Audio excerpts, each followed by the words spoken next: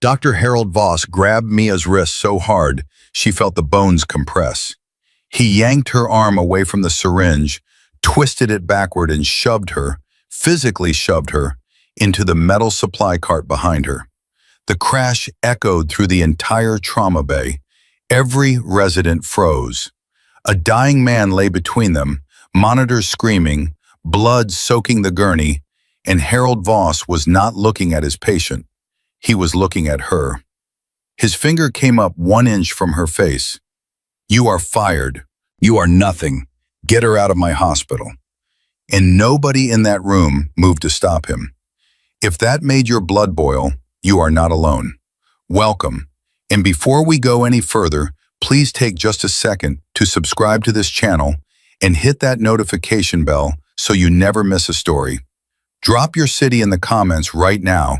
I want to see how far this story travels. Now let's go back to the beginning, because what happened that night at Mercy General Hospital in Northern Virginia is something nobody who was there will ever forget. The night of October 14th started like every other Tuesday night shift at Mercy General. Quiet in that specific way that veteran nurses have learned never to trust. The kind of quiet that sits too still, that breathes too shallow, that feels less like peace and more like the world holding its breath before something breaks. Mia Parker had been a nurse at Mercy General for 2 years and 7 months. She knew the rhythms of this place the way a musician knows a song. Not just the melody, but the spaces between the notes. She knew which hallway lights flickered after midnight, which elevator took an extra 3 seconds to close, which vending machine in the East Wing would give you your chips without taking your dollar. She knew the residents who panicked under pressure, and the attendings who went cold. She knew the patients who cried quietly and the ones who screamed to mask it. What she did not talk about, what she had spent 3 years making sure nobody at Mercy General would ever think to ask about, was who she had been before this place. Before the scrubs, before the soft voice and the clipboard and the careful way she moved through rooms like she was trying not to take up too much space. Mia Parker, as far as anyone at Mercy General knew, was a rookie. Competent, yes. Diligent, absolutely. But rookie, young, unremarkable. That was the plan. That was the point. She was at the nurses' station on the 3rd floor at 1:34 in the morning when her radio crackled. Trauma incoming, Bay 1, ETA 4 minutes, male, approximately 45, unconscious, blunt force trauma to the head, possible internal bleeding, multiple lacerations, unknown cause, unknown identity, paramedics reporting no ID on the patient. No ID. Mia's pen stopped moving on her clipboard. She did not know why that detail snagged something in her chest. There were lots of reasons a person could have no ID. Homeless, robbery victim, accident. But something about the way the paramedic's voice had paused before saying unknown identity, that half-second hesitation, made her set her clipboard down and start walking toward the elevator. She told herself she was just going to observe. She told herself she was curious, nothing more. She was lying to herself. The ambulance bay doors blew open 3 minutes and 47 seconds later. Mia was standing near the edge of the trauma bay, back against the wall, arms folded the way nurses who are technically off duty but can't stay away tend to stand. She watched the paramedics roll the gurney in hard and fast, calling out vitals the way they'd been trained. Loud, clipped, efficient.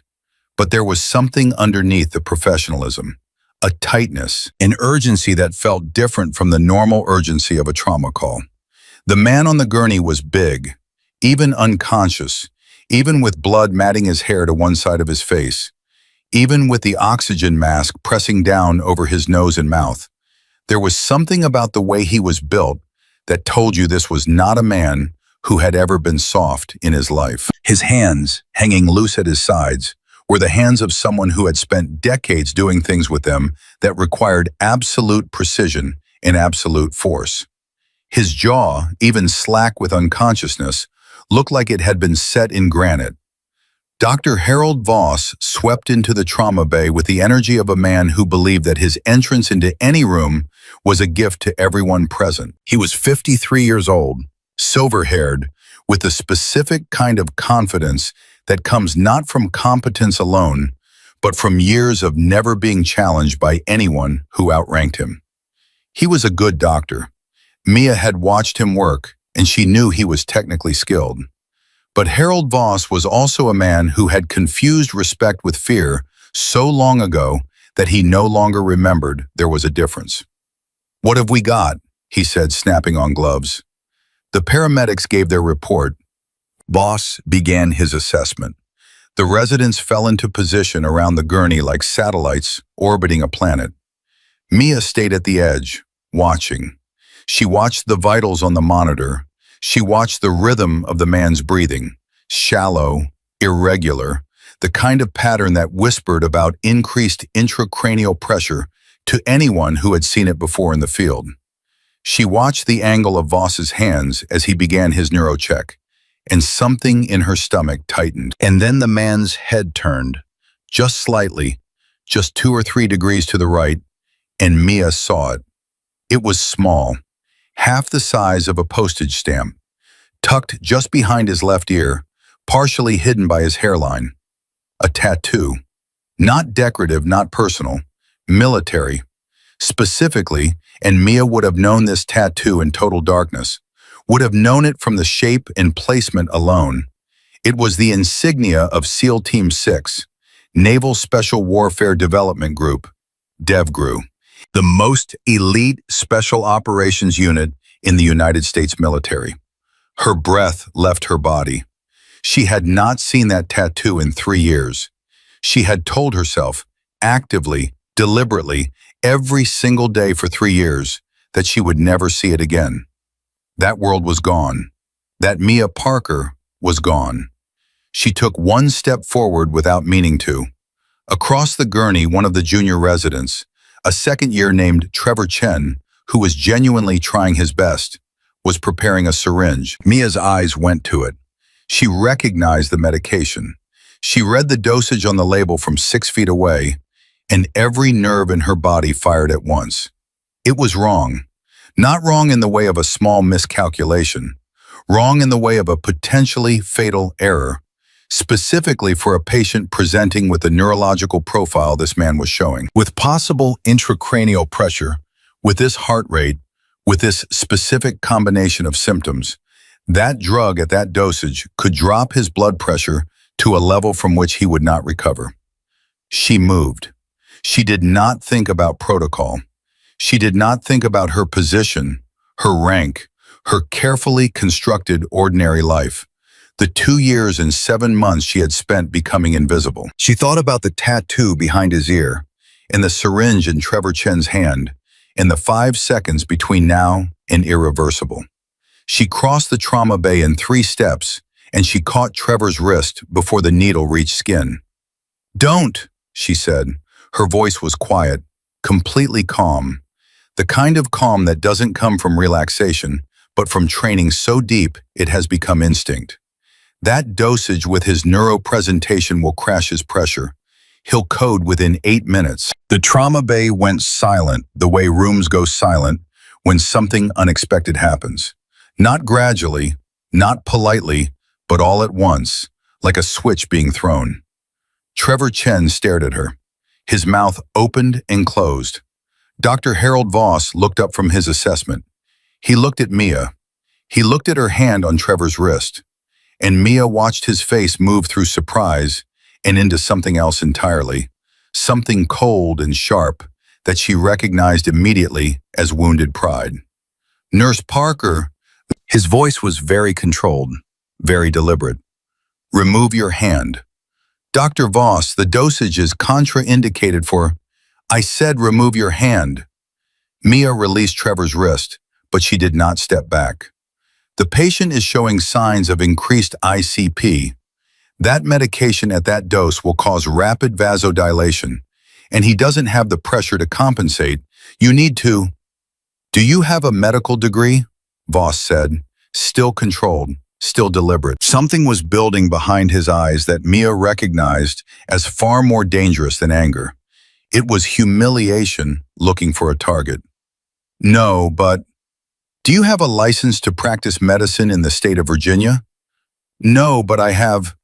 Then your opinion, Voss took a single step toward her, and his voice dropped in a way that was somehow louder than shouting would have been, is irrelevant.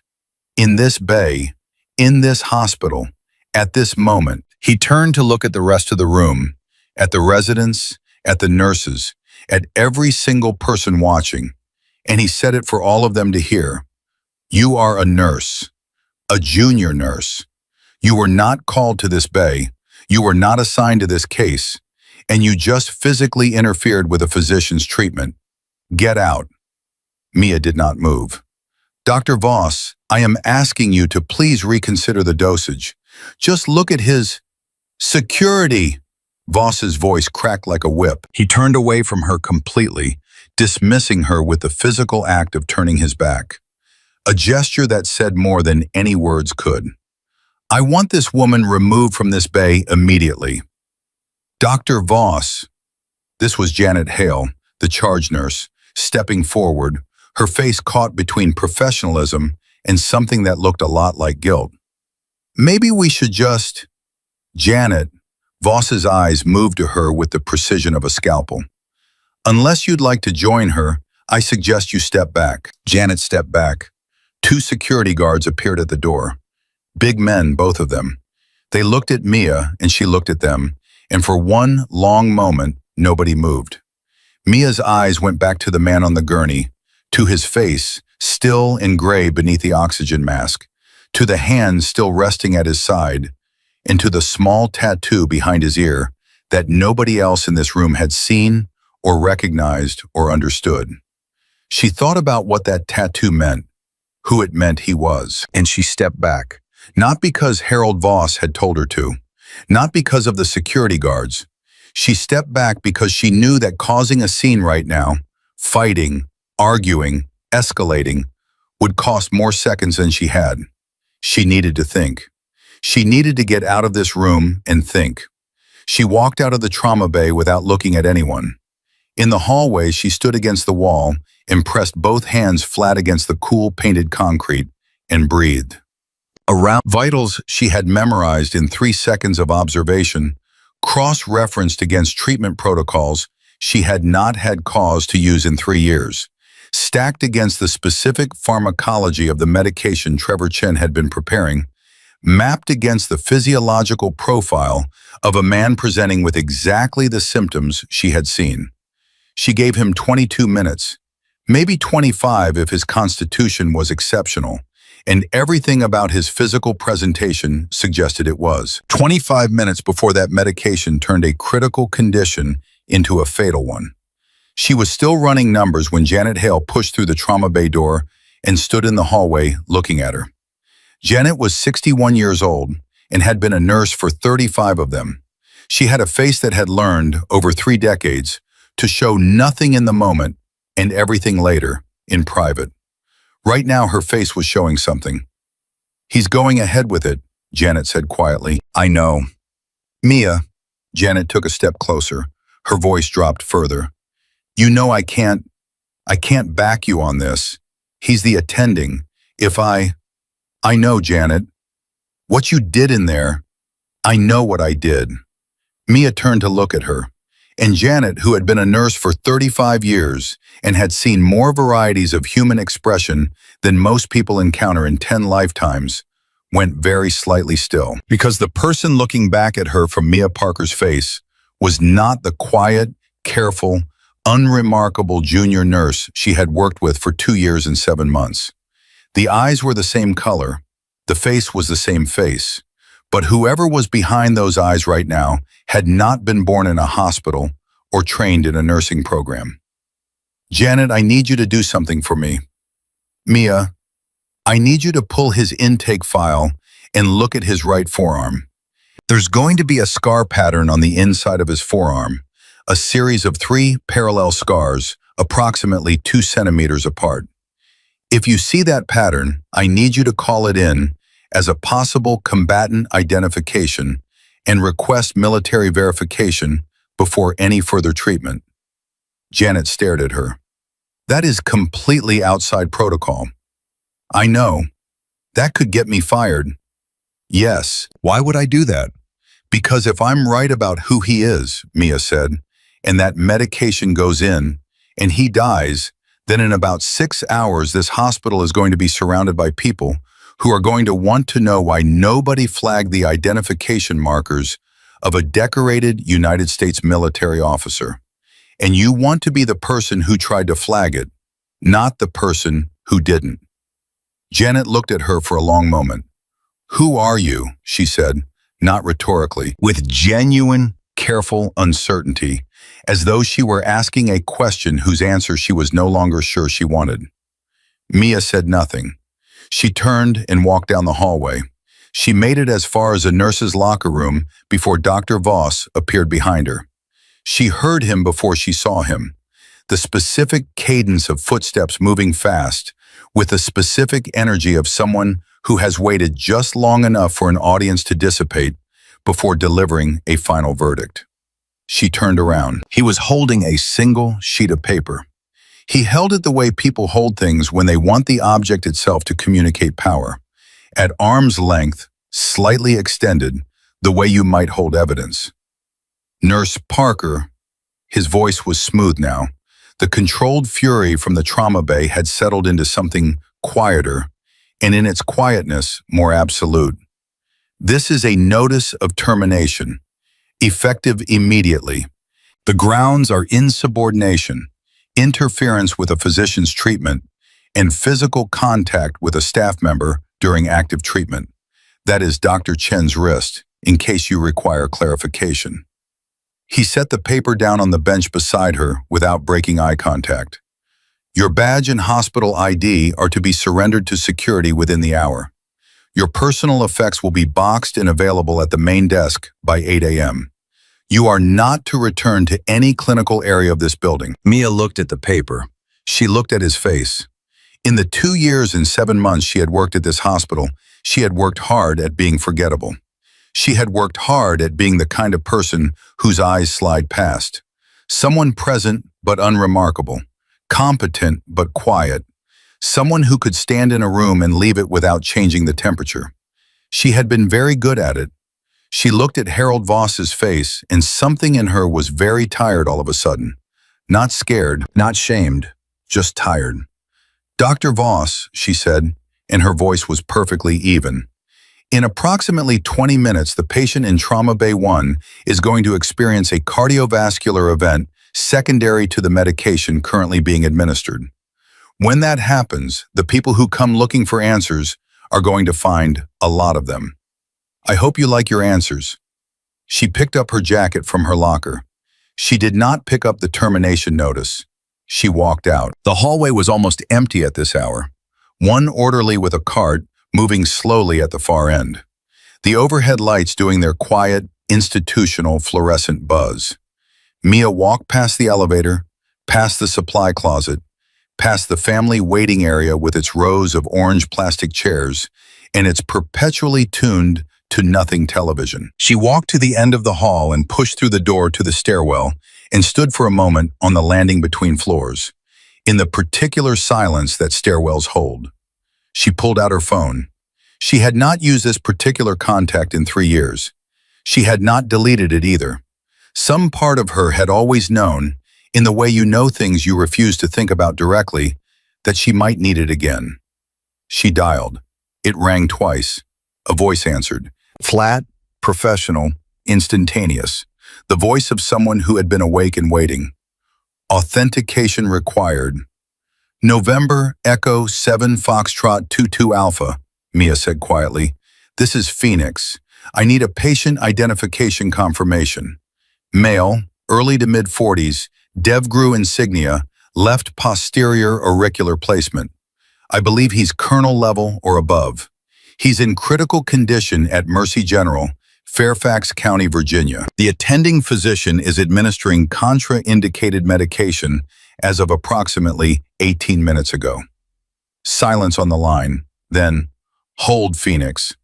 She held. 30 seconds. 40. The stairwell was very quiet. Somewhere far above her, a door opened and closed.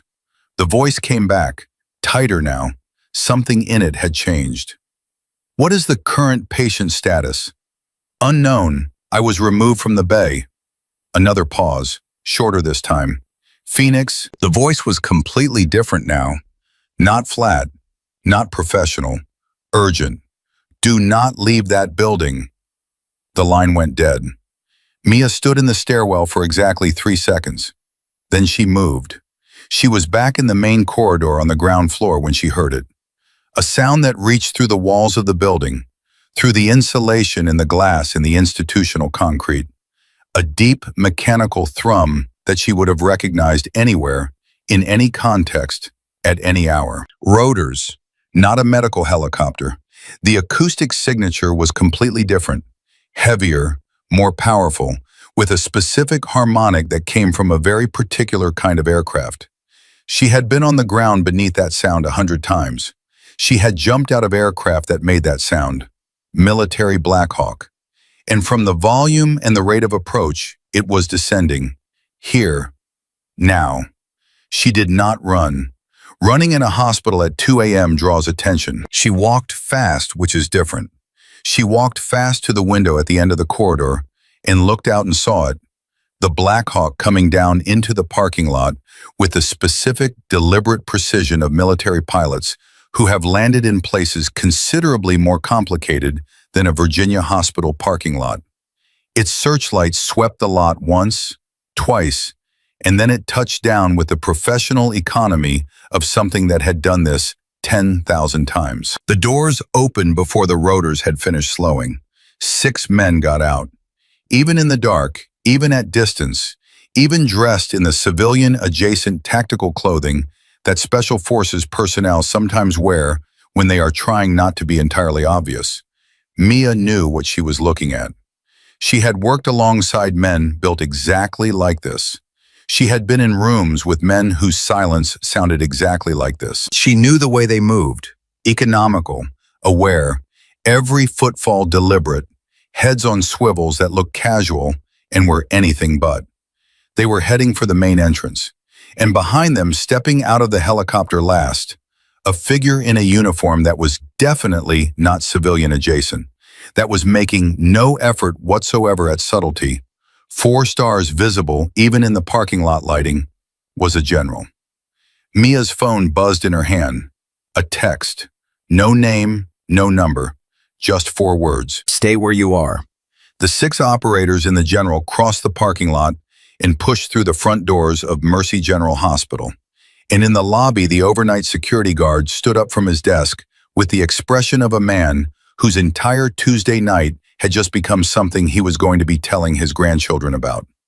Mia stayed where she was. Down the corridor, somewhere near the trauma bay, she heard raised voices. She could not make out the words yet, but she recognized the particular shape of the sound of a situation changing hands, the sound of authority transferring from one set of people to another, rapidly and without much room for negotiation. She heard Harold Voss's voice, elevated, indignant, the voice of a man who was accustomed to being the highest-ranking person in any medical confrontation, and who had just encountered, for possibly the first time in his professional life, a confrontation in which medicine was not the relevant hierarchy. The sound of his voice doing that, sputtering, recalibrating, failing to find the register of authority it was reaching for, was something Mia registered with a feeling she had not expected. Not satisfaction, not vindication, something simpler and heavier than either of those things. She had been right. She had been right about the tattoo, right about the medication, right about who was on that gurney and what it would mean when the people who cared about him found out where he was and what was being done to him. She had been right about all of it, and it had cost her nothing except a job she had built to be temporary and a life she had built to be invisible. The voices down the corridor were getting louder. Mia took a breath. She straightened her jacket. She looked at her phone. The text was still there. 4 words. Stay where you are. And she looked at the direction of the voices, and she looked at her hands. Her hands were steady. They had always been steady. That was the thing about her hands. They had never once in her life trembled when it mattered. She walked toward the noise. She did not know yet exactly what was coming. She did not know the shape of what the next hours would hold, or what would be asked of her, or what she would be asked to give. 3 years of invisibility, of quiet and smallness and deliberate forgettability. She could feel the weight of all of it, the careful construction of it, the cost of it, sitting in her chest as she walked. But Colonel Ryan Mitchell, whoever he was, whatever he had done, whatever operation had put him on that gurney, was still alive. And the men who had come for him were here. And she had made a phone call and given her authentication code for the first time in 3 years, which meant that somebody, somewhere, had opened a file with her name on it that had been sitting closed and gathering quiet for a very long time. Stay where you are, the text had said. She rounded the corner into the corridor that led to the trauma bay. 6 operators in tactical clothing were standing in a line outside the bay doors. The general, she could see his face now, older, lined, the face of a man who had given decades to a thing that had taken everything he offered, was speaking in low, precise tones to a hospital administrator who looked like he had been pulled from his bed 20 minutes ago and was still processing the concept of a military general standing in his corridor at 2 a.m. Harold Voss was standing 5 feet back, and he was doing something Mia had never seen him do in 2 years and 7 months of watching him navigate every professional confrontation with absolute certainty. He was standing very still and saying nothing. One of the 6 operators, the one closest to the bay door, positioned with his back to the wall, in the way people position themselves when they are monitoring all entry points simultaneously, turned his head and looked directly at Mia. His eyes were flat and assessing in the way she remembered, in the way that saw everything and showed nothing. He looked at her for 2 seconds, which was a long time for an assessment by someone trained to complete assessments in less than 1. Then he said, to no one in particular, in a voice that was quiet enough not to carry past the group, but directed with the precision of someone who knew exactly who could hear him. Phoenix is here. And the general turned around and looked at her. And for the first time in 3 years, Mia Parker was seen. The general's name was Brigadier General Thomas Carr, and in 31 years of military service, he had walked into a lot of rooms that didn't want him there. He had walked into rooms in Fallujah and Kandahar, and places whose names never appeared in any report that would ever be declassified. He had walked into congressional hearings and Joint Chiefs briefings, and the kinds of rooms where men in expensive suits decided which wars were worth fighting and which were worth losing quietly. He had never, in 31 years, walked into a room and felt the specific variety of anger that was moving through him right now as he stood in the corridor of Mercy General Hospital at 2:09 in the morning and looked at Mia Parker. Not anger at her. That was the thing. Phoenix, he said, and he said it the way you say a word you have practiced not saying for a long time, carefully, with the awareness of what saying it costs. Mia stood 6 feet away from him and said nothing. Her jacket was in her hand. She was not wearing her hospital badge. Behind her, the fluorescent hallway lights buzzed their indifferent buzz. It's been 3 years, Carr said. 2 years, 11 months, and 17 days, Mia said. Her voice was even. What's his status? General Carr's jaw tightened. He turned to the operator nearest the trauma bay door, the one who had clocked Mia's arrival first, a man she did not recognize, early 30s, the particular stillness of someone whose reaction time she would not want to test. Briggs, status. Briggs said without moving from his position. Stable for now, sir. Dr. Yoon got to him before the medication fully metabolized. She reversed the protocol 12 minutes ago. Mia absorbed that. The tightness in her chest loosened exactly 1 degree. Yoon is on tonight? She is now, Carr said, and something in the way he said it communicated that Dr. Yoon's presence at 2 a.m. on a Tuesday had not been a coincidence. Harold Voss chose this moment to reassert himself. He had been standing 5 feet back in the practiced posture of a man pretending he was not rattled, and he was not succeeding. "General, I want it on record that this hospital followed every—" Dr. Voss. Carr didn't raise his voice. He didn't turn fully toward Voss. He addressed him the way you address something in your peripheral vision, acknowledging its presence without granting it your full attention. "You had a decorated DevGru colonel in your trauma bay. His identification markers are on file with every major military installation within 200 miles of this city. You missed them, you administered contraindicated medication, and when a member of your staff attempted to prevent that error, you assaulted her." Now he did turn, fully.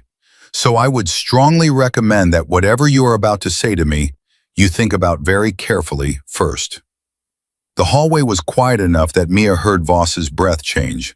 She did not look at him. She was watching Carr's face, watching the tight calculation behind his eyes, watching him run the same kind of assessment she was running, cataloging variables, assigning probabilities, deciding what to say and what to hold.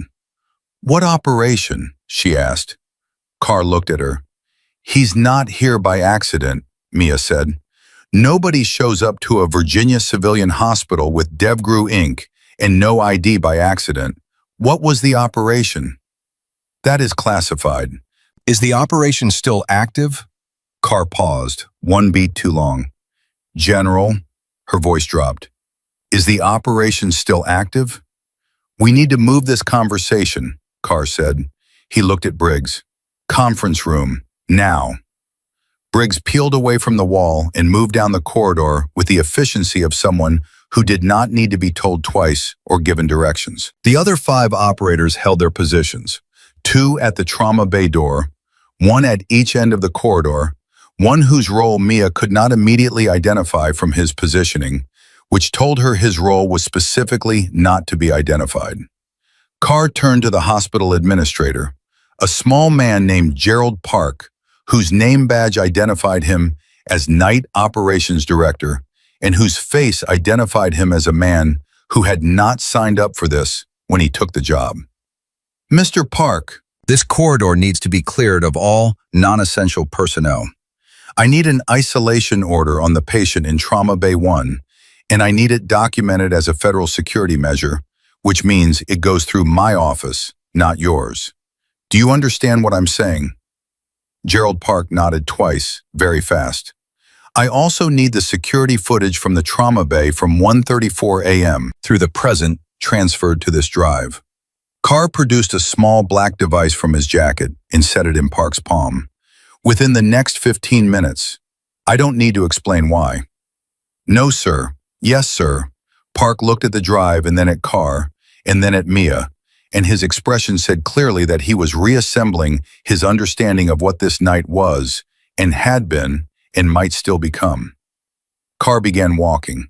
Mia fell into step beside him, not behind, beside, which was the position of someone who understood exactly what kind of conversation was about to happen and refused to enter it from a subordinate posture.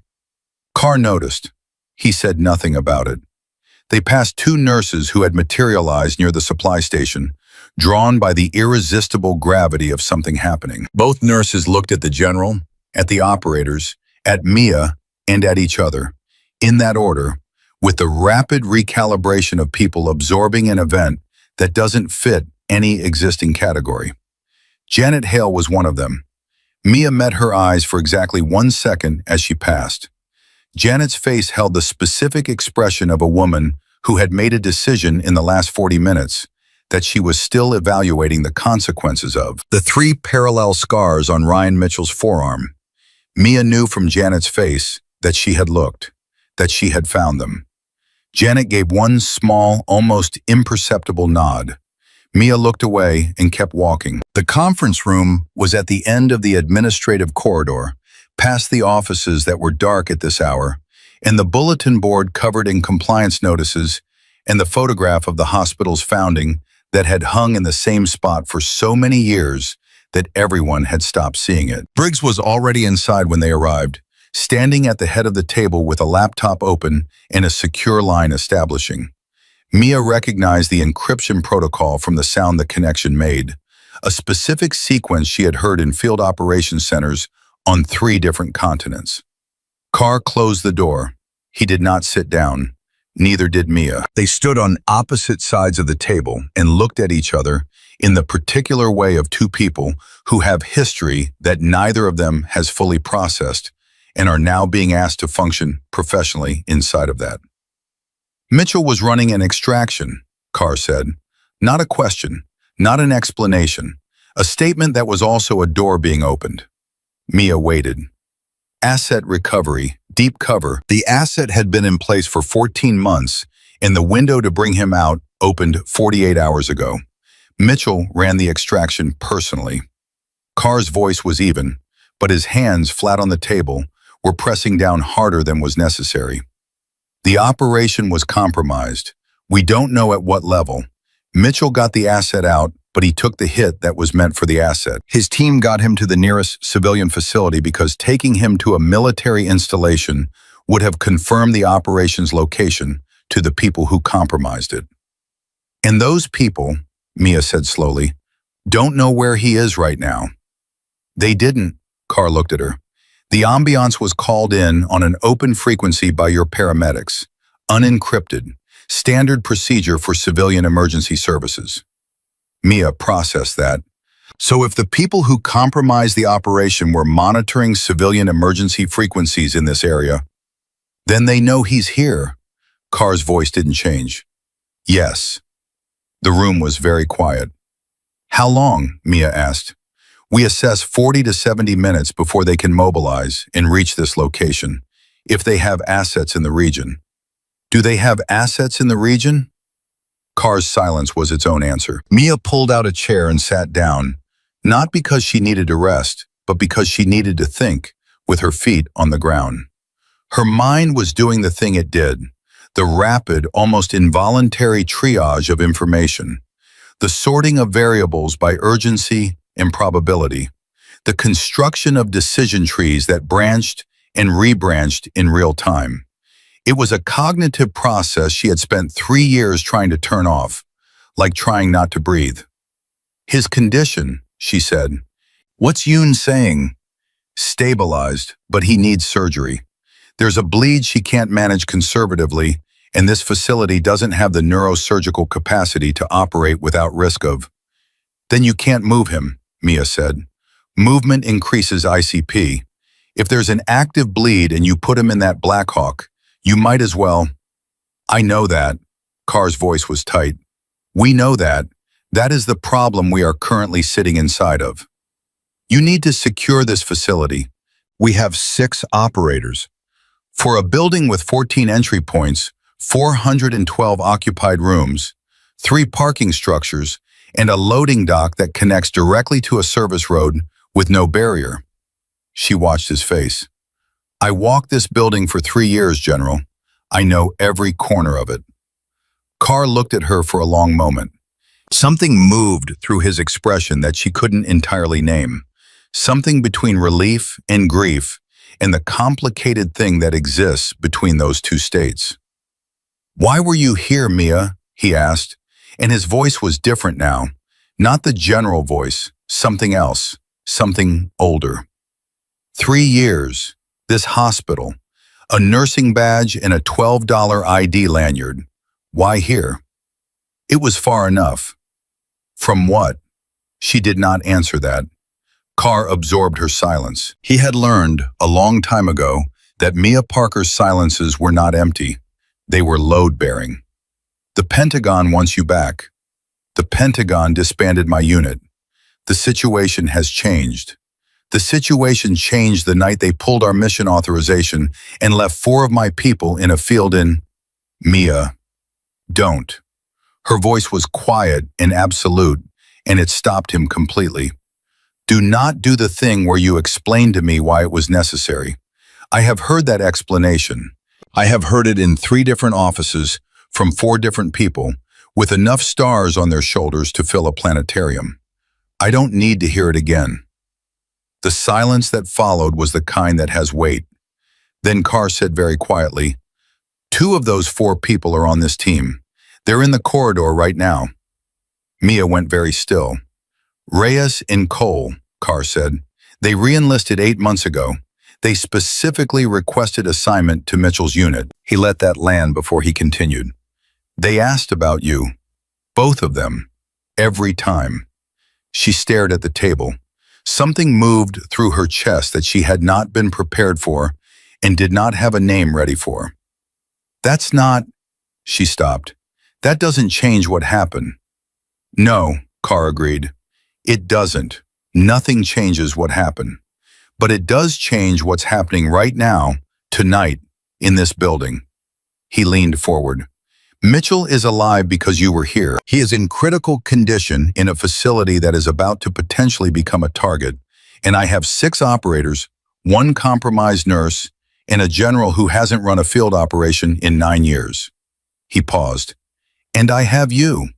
Mia said nothing. "Phoenix, don't call me that."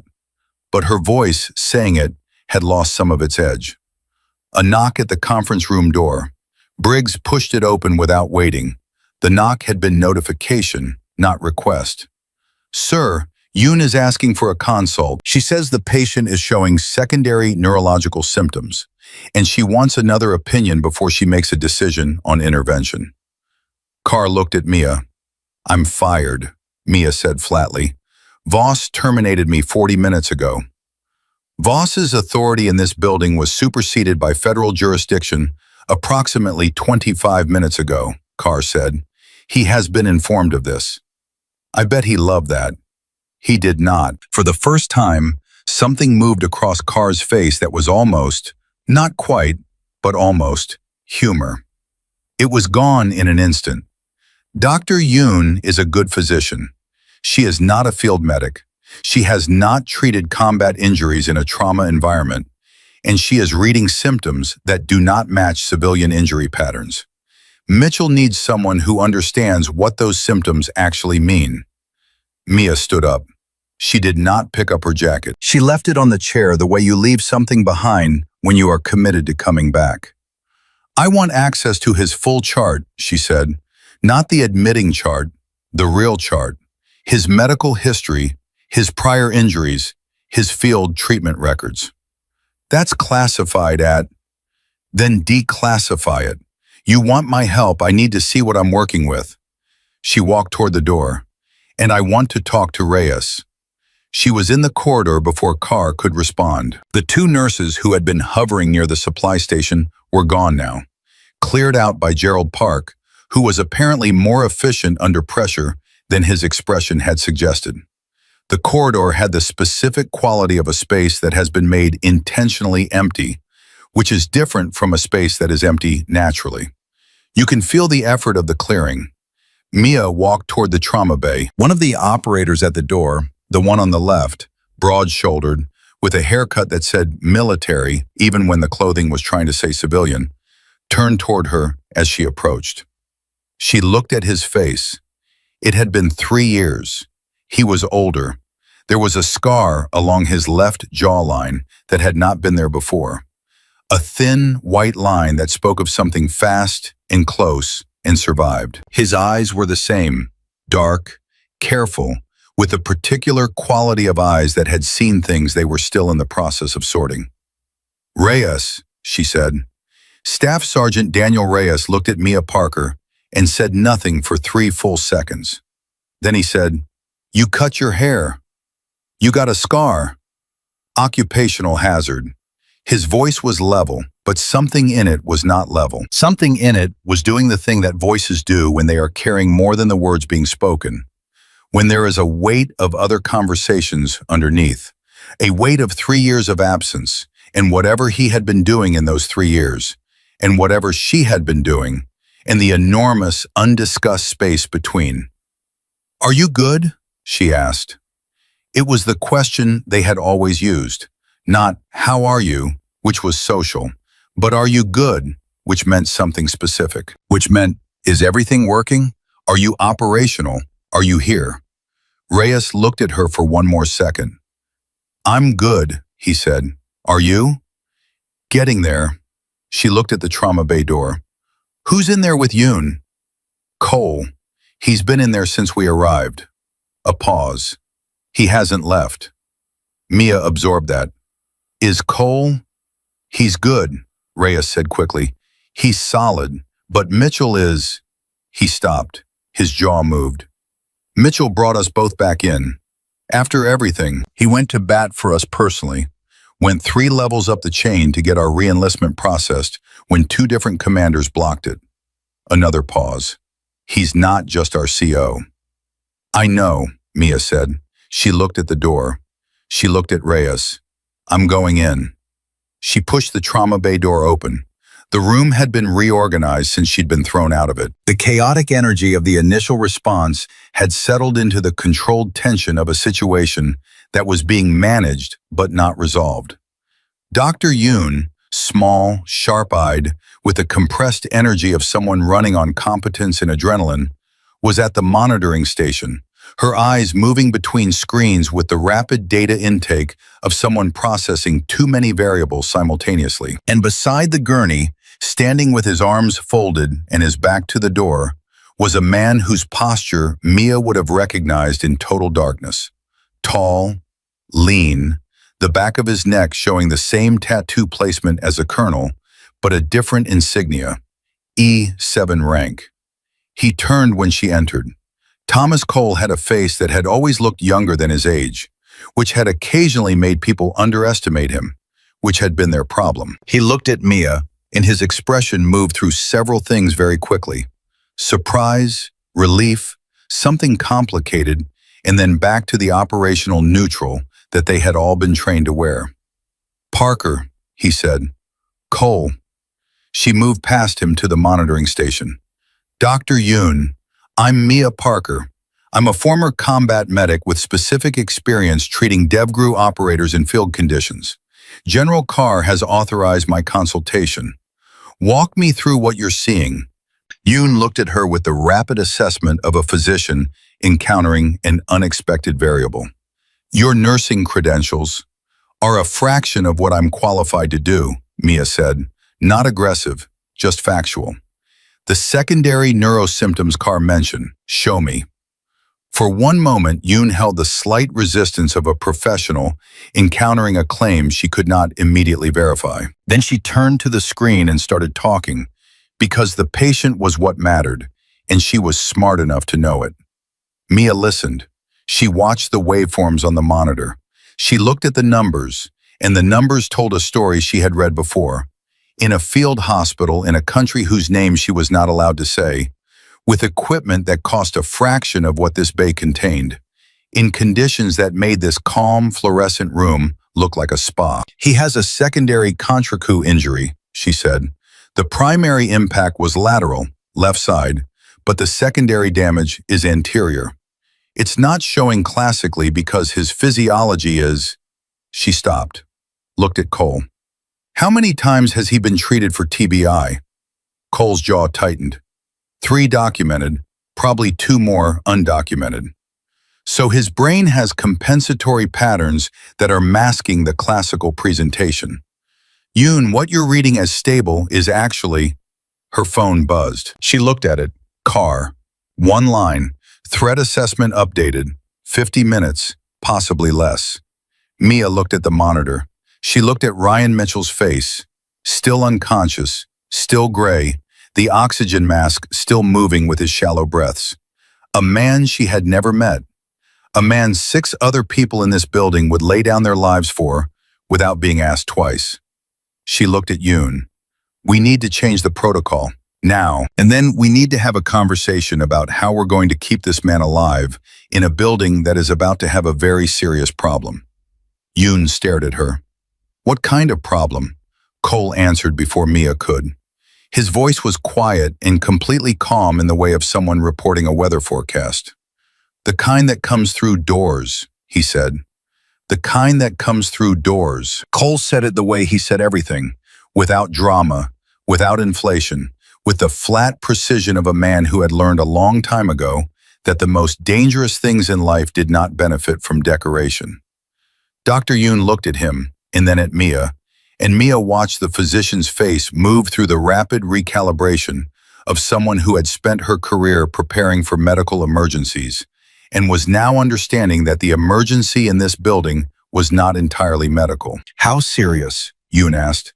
"Serious enough that we need Mitchell movable within the next 40 minutes, Mia said, "which means the bleed needs to be addressed now, not after we figure out the security situation." She turned back to the monitors. "What's your surgical capacity tonight?" "We have one OR running.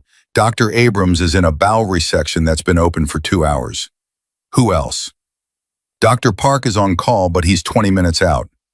"Get him in now. Tell him it's federal." Use that exact word. Mia was already running the numbers: surgical prep time, anesthesia protocols, the specific complications of operating on a patient with Mitchell's neurological profile and trauma history. "And I need someone to pull his prior surgical records. Cole, does the team have his medical file?" "Briggs has a copy on the secure laptop," Cole said. He was already moving toward the door. He paused with his hand on it. "Mia," he said her name the way you say something you have been waiting to say for a long time and are not sure you're saying correctly. "I'm glad you're here." She didn't turn around. "Get me the file." He left.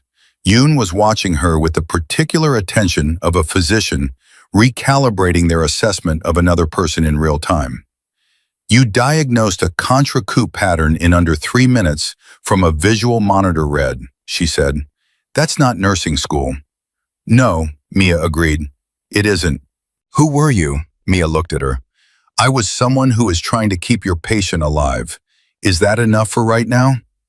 Yoon held her gaze for exactly 2 seconds. Then she turned back to the monitors. "Tell me what you need." 2:31 a.m.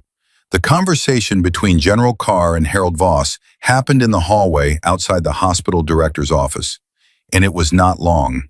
Carr had not requested the meeting.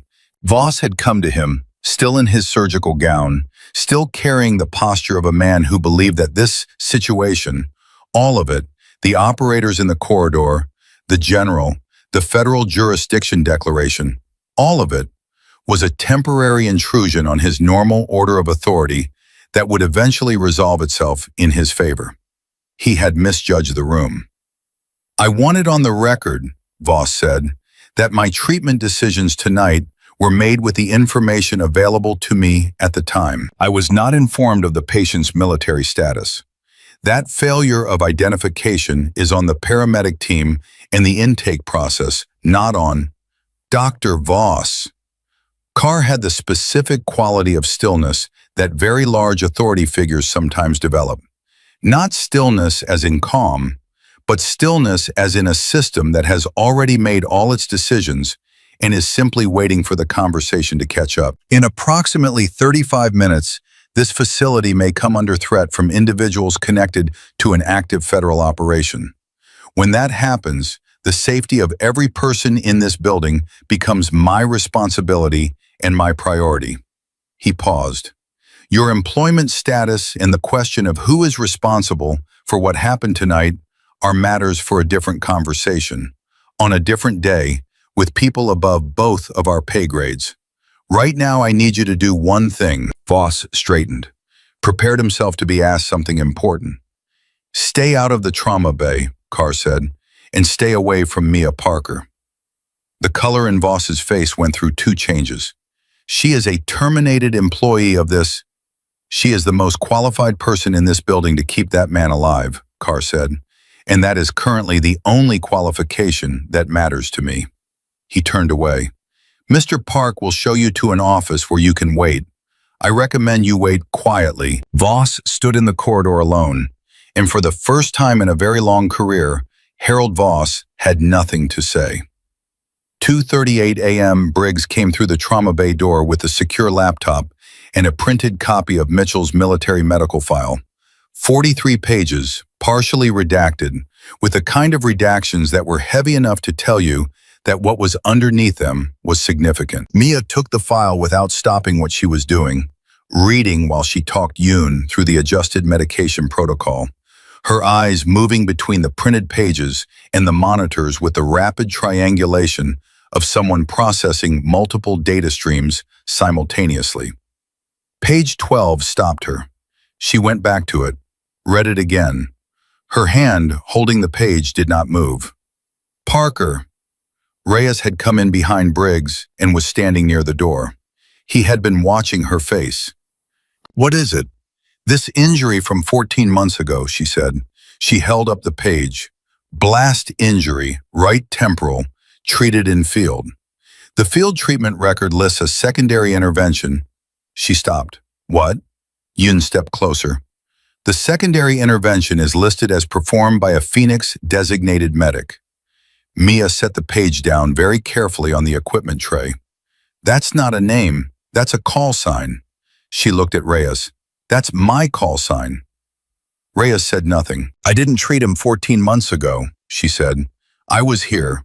I was a nurse in a hospital in Virginia. I hadn't been in the field in 3 years. She looked at the page again. Someone used my call sign on a field treatment record for Ryan Mitchell 14 months ago. The room was quiet except for the monitors. Reyes, she said, her voice was very controlled. Who was on Mitchell's medical support 14 months ago? Reyes's jaw moved. That's above my who, not a question. Not anymore. He looked at her for a long moment, and she watched him make the decision to tell her, watched him weigh it and come down on the side of truth, which was the decision she had always known Daniel Reyes would eventually make when it mattered. The medic was a woman named Carver, Sarah Carver. She was a former Phoenix unit member who reactivated 18 months ago when the Pentagon rebuilt part of the program. Mia stared at him. Rebuilt part of the program? What does that mean? It means, Reyes stopped, looked at the door, looked back at her. It means when they disbanded your unit 3 years ago, they didn't disband the program. They just rebuilt it without you. Carver, Torres, and Hendricks all reactivated. They've been operational for 18 months. The weight of what he was saying assembled itself in Mia's chest slowly, and then all at once. They rebuilt my unit, she said, without telling me. Mia, they let me think it was over. They let me go off-grid, get a nursing badge, disappear, for 3 years, while they were running operations using my call sign, my protocols, my training methodology. Her voice was still controlled, but the control was costing something now. Did Carr know I didn't know? Reyes's silence was its own answer. Of course he did, she said quietly. A sharp alarm tone cut through the room. Not a medical alarm, something different, something coming from Briggs' laptop. Briggs crossed the room in 3 steps and looked at the screen, and his posture changed in the specific way that posture changes when someone reads something they have been trained to respond to immediately. Contact report, he said. Northern perimeter, 2 vehicles, no plates, parking structure B. Cameras went offline on that structure 4 minutes ago. 2:44 a.m. Everything accelerated. Carr came through the door 30 seconds after Briggs' report, his phone to his ear, speaking in the compressed shorthand of someone coordinating multiple moving pieces. He looked at Mia the moment he entered, and she looked back at him, and whatever conversation they needed to have about what she had just learned existed for 1 second in the space between them and was then set aside, because that conversation could not happen now, and they both knew it. How long until Mitchell can be moved? Carr asked. He can't, Mia said. Not safely. If there's a bleed and you move him before, then we manage it here. He turned to Briggs. Positions. Lockdown floors 2 through 4, all stairwells, service entrance, and the loading dock. Get Cole on the east corridor. I want the OR sealed and a second operator inside it when surgery starts. He looked at Reyes. You're with Parker. I don't need, Mia started. You're with Parker, Carr repeated. This time it was not a discussion. Reyes moved to her side without a word. She did not argue further, because arguing with the operational reality of 2 vehicles with no plates and 4 offline cameras was not a productive use of the next 4 minutes. "Dr. Yoon," Carr said, "we need to move the patient to an interior room. Trauma Bay 1 has an exterior wall. I can't move him without—" "Tell me what you need to move him and you'll have it in 3 minutes, Carr said. Yoon looked at Mia. Mia nodded. "We can move him if we do it right. I'll manage the neuromonitoring during transport. Yoon, you handle airway. Reyes," she looked at him, "you've moved critical patients in field conditions." "More times than I want to count," he said. "Then you know what to do." 2:51 a.m. They moved Mitchell from Trauma Bay 1 to an interior procedure room on the 2nd floor in 9 minutes and 40 seconds. It was not fast. It was careful, which was the only speed that mattered. Mia kept one hand on the monitoring leads and one eye on Mitchell's face the entire transit, reading the micro expressions of a man who was unconscious, but whose body was still communicating. The slight changes in muscle tension, the shifts in breathing pattern, the things that the monitors showed in numbers, but that her hands and eyes translated into meaning. He was stable. Barely, but stable. The procedure room was smaller, and its single entry point made it defensible, which was the calculation that had driven the decision. While Yoon prepared for the surgical intervention, Mia stood in the corridor outside the room and breathed for the first time in 20 minutes. Rhea stood beside her. The corridor was empty. Carr had cleared it. Somewhere below them, the building was being quietly locked down in the way that only people who know how to do such things quietly can manage. No announcements, no visible panic, just doors that had been open now closed, and people who had been in certain places now not in those places, and the specific redistribution of human bodies that constitutes a defensive posture.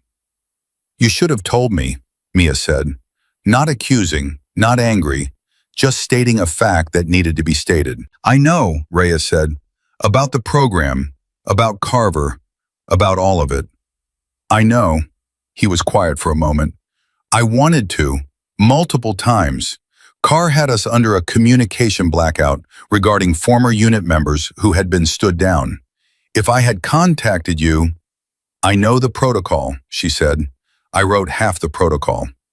She looked at the closed door of the procedure room. "Is Carver still active?" "Carver is missing," Reyes said. "Has been for 11 days. Mia turned to look at him. That's part of what Mitchell was doing. The extraction operation, the asset he was bringing out, was connected to the network that we think took Carver. Mitchell was trying to get information on her location. Reyes met her eyes. That's why he ran the extraction personally instead of delegating. Because it wasn't just an asset recovery, it was a lead on one of his own people. Mia stood with that for a moment. The architecture of the situation was rearranging itself in her mind. The pieces she'd had and the pieces she'd been missing, and the shape that emerged when you put them together. Mitchell on that gurney, the compromised operation, the vehicles in the parking structure, Carver missing for 11 days, the rebuilt Phoenix program operating in the shadows of her absence. "The people in the parking structure," she said, "they're not just here for Mitchell." "No," Reyes agreed. "They're here because Mitchell was close to finding Carver, and they want to make sure he never finishes the job." Her phone buzzed. Carr. One line. Confirmed 4 hostiles. Parking structure B, moving toward building. ETA 8 minutes. 8 minutes. She pushed through the door of the procedure room. Yoon looked up. Cole, standing at the far side of the room, straightened. The monitors showed Mitchell's vitals, holding, fragile, the kind of numbers that were keeping score in a game that had no margin. "We have 8 minutes before this building has company," Mia said. Her voice was completely level. "Yoon, where are we on the intervention?" "Prep is done. I need 4 more minutes to—" "You have 3, Mia said. "Do it in 3. Yoon looked at her, then looked at Mitchell, then picked up her instruments. 3 minutes, she said. and something in her voice had shifted. Some residual resistance, some professional friction, and what remained was the clear, focused intensity of someone who had found the gear they needed and shifted into it. Mia moved to the monitoring station. Her eyes went to Mitchell's face. She had not looked at his face, really looked, not medically assessed, but actually looked, since she had seen the tattoo behind his ear in the chaos of the trauma bay, and her entire constructed life had started coming apart at the seams. He looked like a man who had been doing the hardest thing for a very long time. Not just the injury, underneath the injury. It was in the lines around his eyes, in the specific set of his jaw, in the way even in unconsciousness, his hands were partially closed, as if his body had been so long accustomed to holding something, a weapon, a situation, the responsibility for other people's lives, that it had forgotten how to let go. She understood that. She understood it in her bones. 3:02 a.m. The first sound came from the east stairwell. Not loud, a door opening and closing in a way that was too controlled to be casual. The sound of someone who understood that sound carries in empty buildings and was trying to minimize it, and who was good at minimizing it, but not quite good enough. Cole's voice came through Reyes's earpiece. Reyes listened, and Mia watched his face. East stairwell confirmed. Cole has eyes on two of them. Ground floor. He looked at her. They're in the building. How? Loading dock, Reyes said. Exactly where you said. Mia closed her eyes for exactly 1 second. In that second, she was not in a hospital. She was in a field operations center running threat assessment the way she had been trained to run it. Not with fear, but with the specific, cold clarity that fear sometimes produces in people who have learned to use it as fuel rather than let it become paralysis. She opened her eyes. Yoon, status, 90 seconds, Yoon said, not looking up, her hands moving with the absolute concentration of a physician in the middle of a procedure who has decided that the world outside her hands does not exist until she is done. Mia looked at Reyes. If they find this room, they won't find it for at least 6 minutes, Reyes said. Cole and Briggs are running interference. They'll push them toward the north corridor, away from here. And if they push back? Reyes looked at her steadily. Then they push back. From somewhere below them, muffled by floors and walls, and the institutional concrete of a building that had been built to contain all manner of human emergency, there was a sound. It was brief. It was not a medical sound. It was not an alarm. It was the sound of two groups of people encountering each other in a dark building, and the sound of that encounter being resolved in the fastest way available. Mitchell's monitors alarmed. Mia turned. Yoon pulled her hands back. He's spiking, pressure's climbing. The sound, Mia said. She was already at the monitor. Stimulus response. Even unconscious, his body is. He's trained to respond to threat indicators. His physiology is reading the environment. She adjusted the sedation level, watching the numbers, talking under her breath the way she used to talk under her breath in field conditions when there were too many variables and not enough hands. Come on, Mitchell. Easy. The numbers stabilized. Barely. Yoon let out a breath. Done, she said. The intervention is done. She looked at the monitor. He's holding. Reyes's earpiece crackled. He listened. Something crossed his face that Mia read as both relief and the other thing. The thing underneath relief that exists when a situation has been managed but not resolved. Cole has 2 in custody, he said. North corridor, but... He stopped. But, Mia said, 4 confirmed on entry, 2 accounted for. He looked at her. 2 are still in the building. Mitchell's monitor alarmed again. This time it was different. This time it was not a stimulus response. Yoon moved fast, and Mia moved faster, and they were both at the bedside simultaneously, reading the same numbers and arriving at the same conclusion with the different vocabularies of their different training. He's crashing, Yoon said. No, Mia said. He's waking up.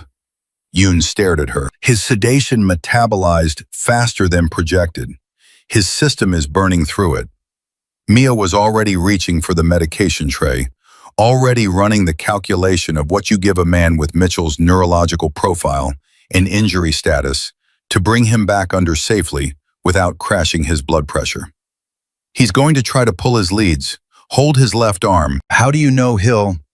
Mitchell's left hand came up off the bed, reaching for the monitoring lead on his chest, with the slow but absolutely purposeful movement of a man whose body had decided, on some level below consciousness, that whatever was attached to him was a liability.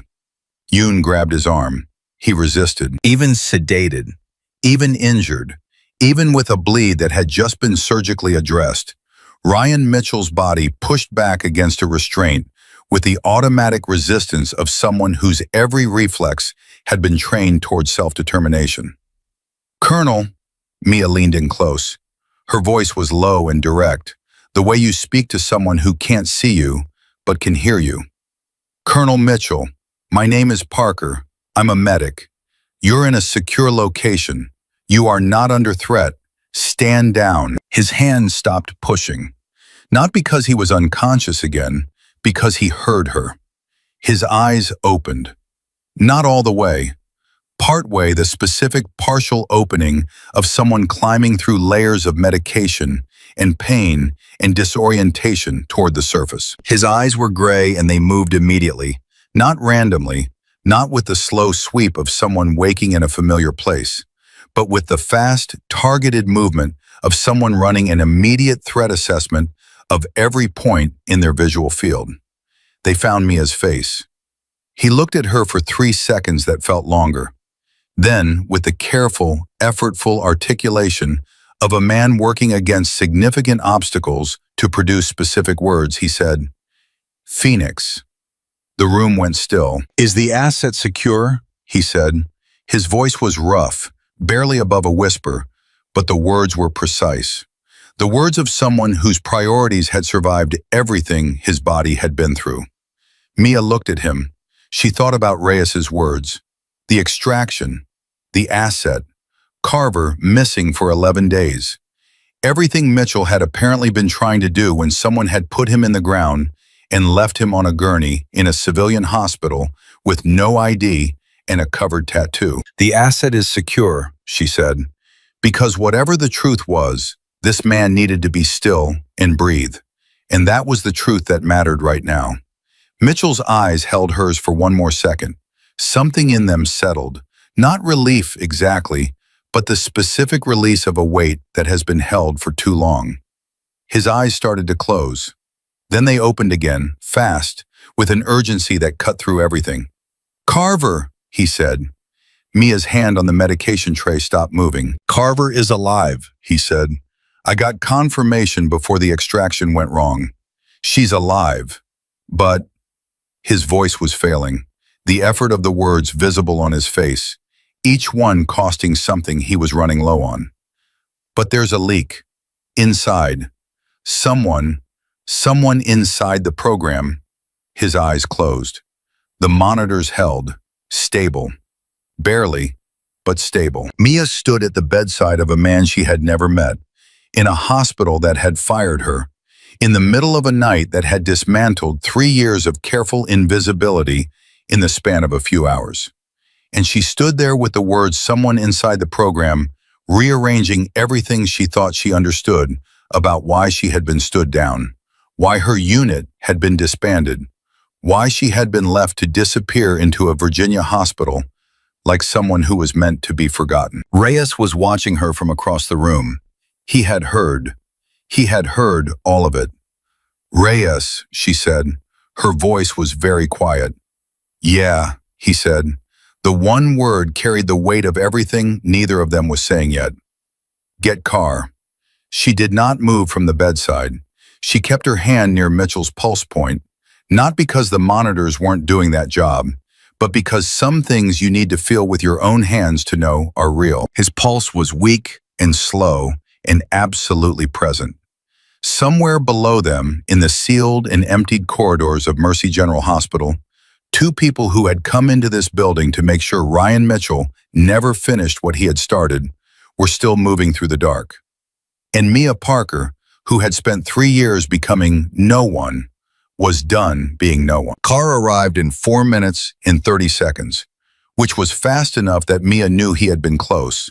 Not in the conference room, not in the administrative corridor, but somewhere nearby, close enough to respond in under 5 minutes to a summons he had been anticipating. That told her something. It told her he had been waiting for exactly this moment, the moment when Mitchell woke up and started talking, and that he had positioned himself accordingly. She filed that away. He came through the door of the procedure room with Briggs at his shoulder, and he looked first at the monitors, then at Mitchell's face, then at Mia. His expression did what Carr's expressions always did.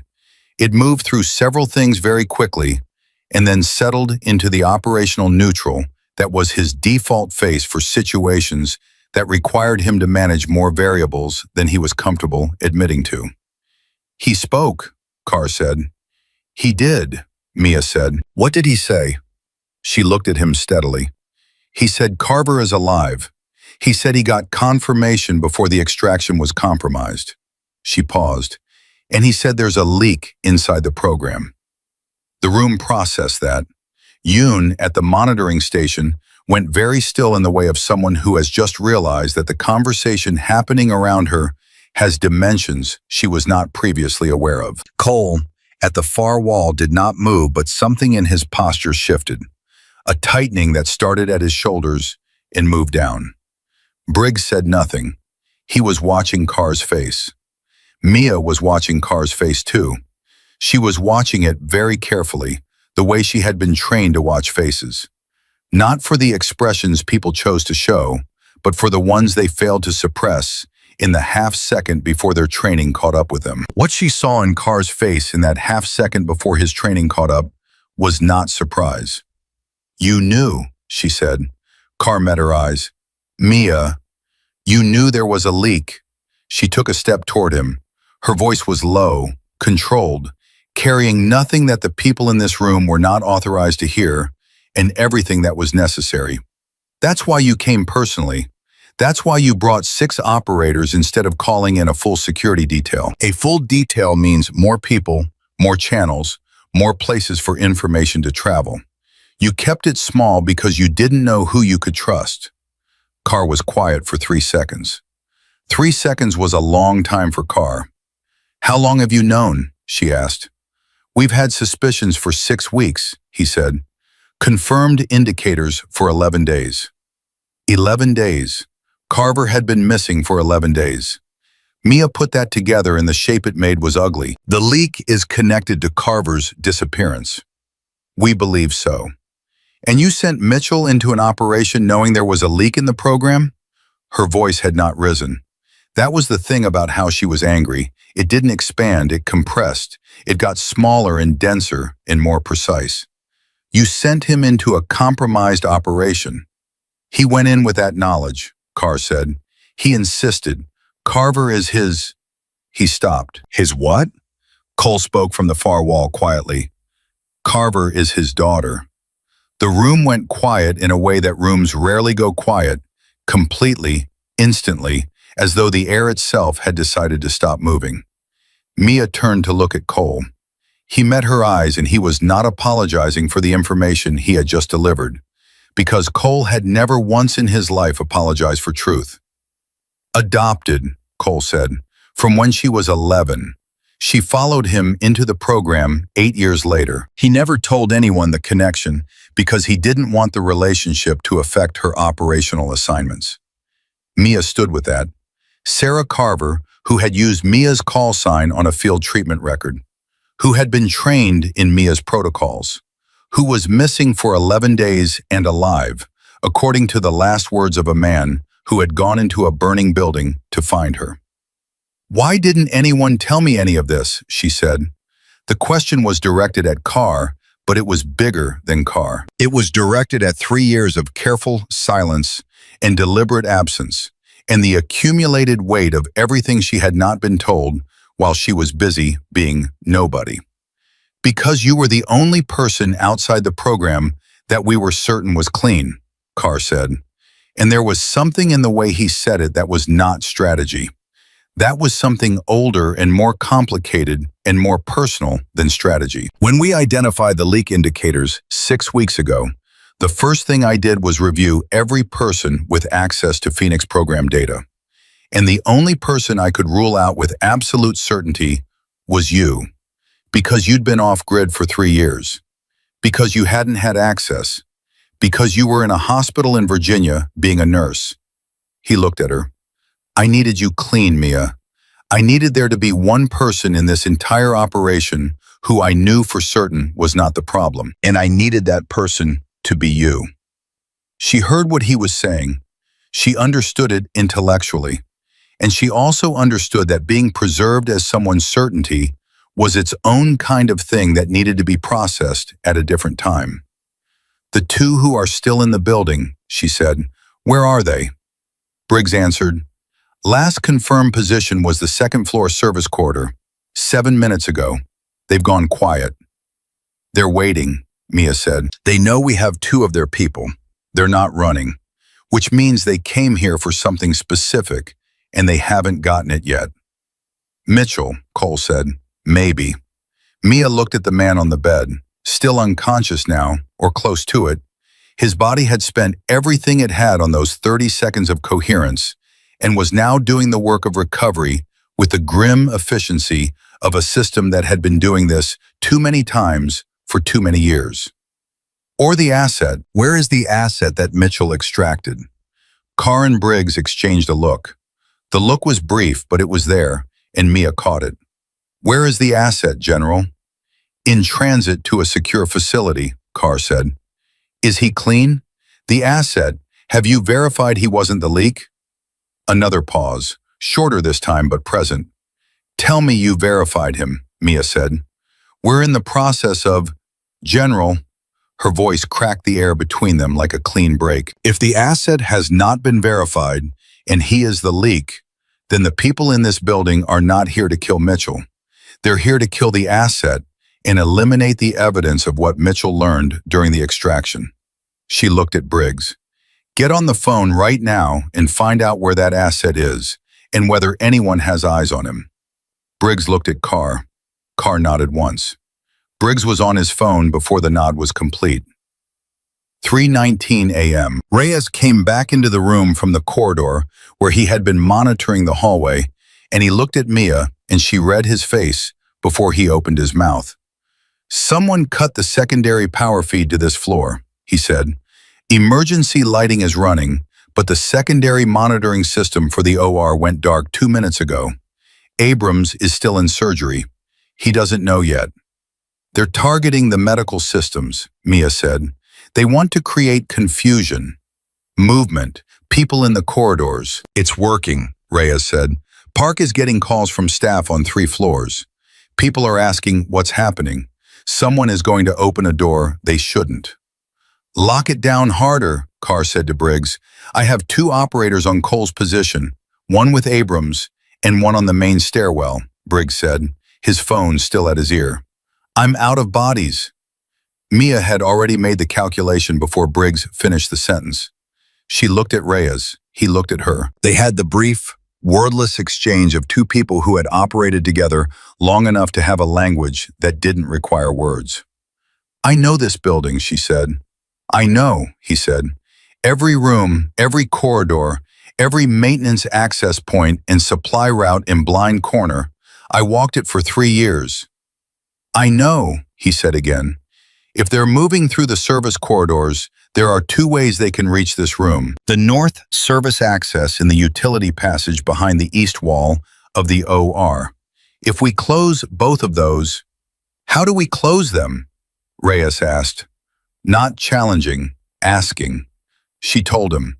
It was not a complicated plan. The best plans rarely were. It relied on knowing the building better than the people moving through it, and on the specific advantage of defending a position you understood against attackers who were navigating from incomplete information. It relied on Reyes being exactly the person he had always been, and on Mia being, once and finally, the person she had spent 3 years pretending she wasn't. Carr listened to the plan. He said, You're not armed. I know, Mia said. "You're a nurse." "I was a nurse," she said. "As of approximately 90 minutes ago, I'm a terminated nurse." Something moved across Carr's face.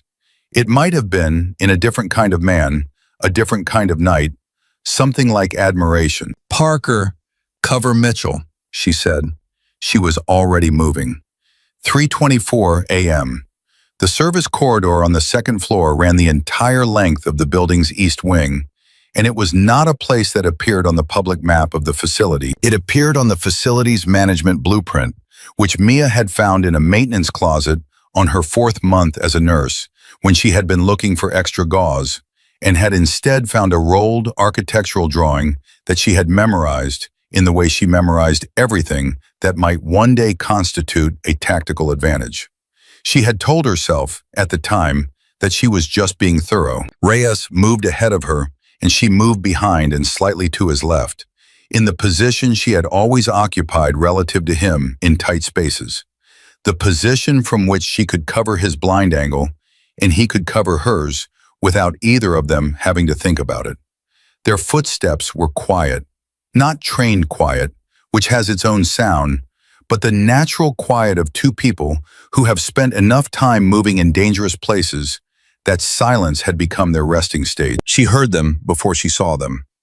2 sets of footsteps in the cross corridor ahead, moving with the controlled care of professionals who were good, but who did not know this building the way she did not know that the junction 20 feet ahead had a specific acoustic property, a slight concave in the wall created by a structural support that focused and reflected sound.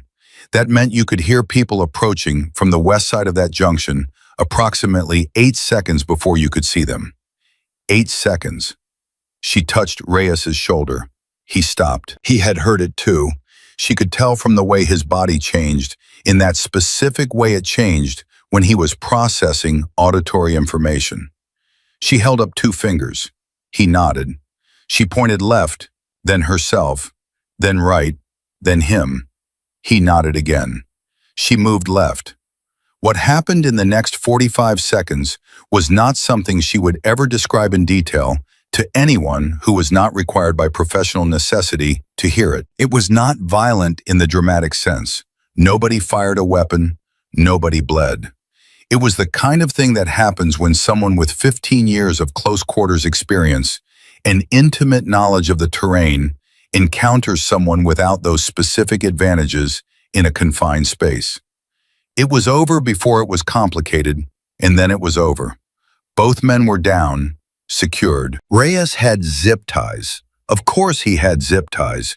He had always had zip ties.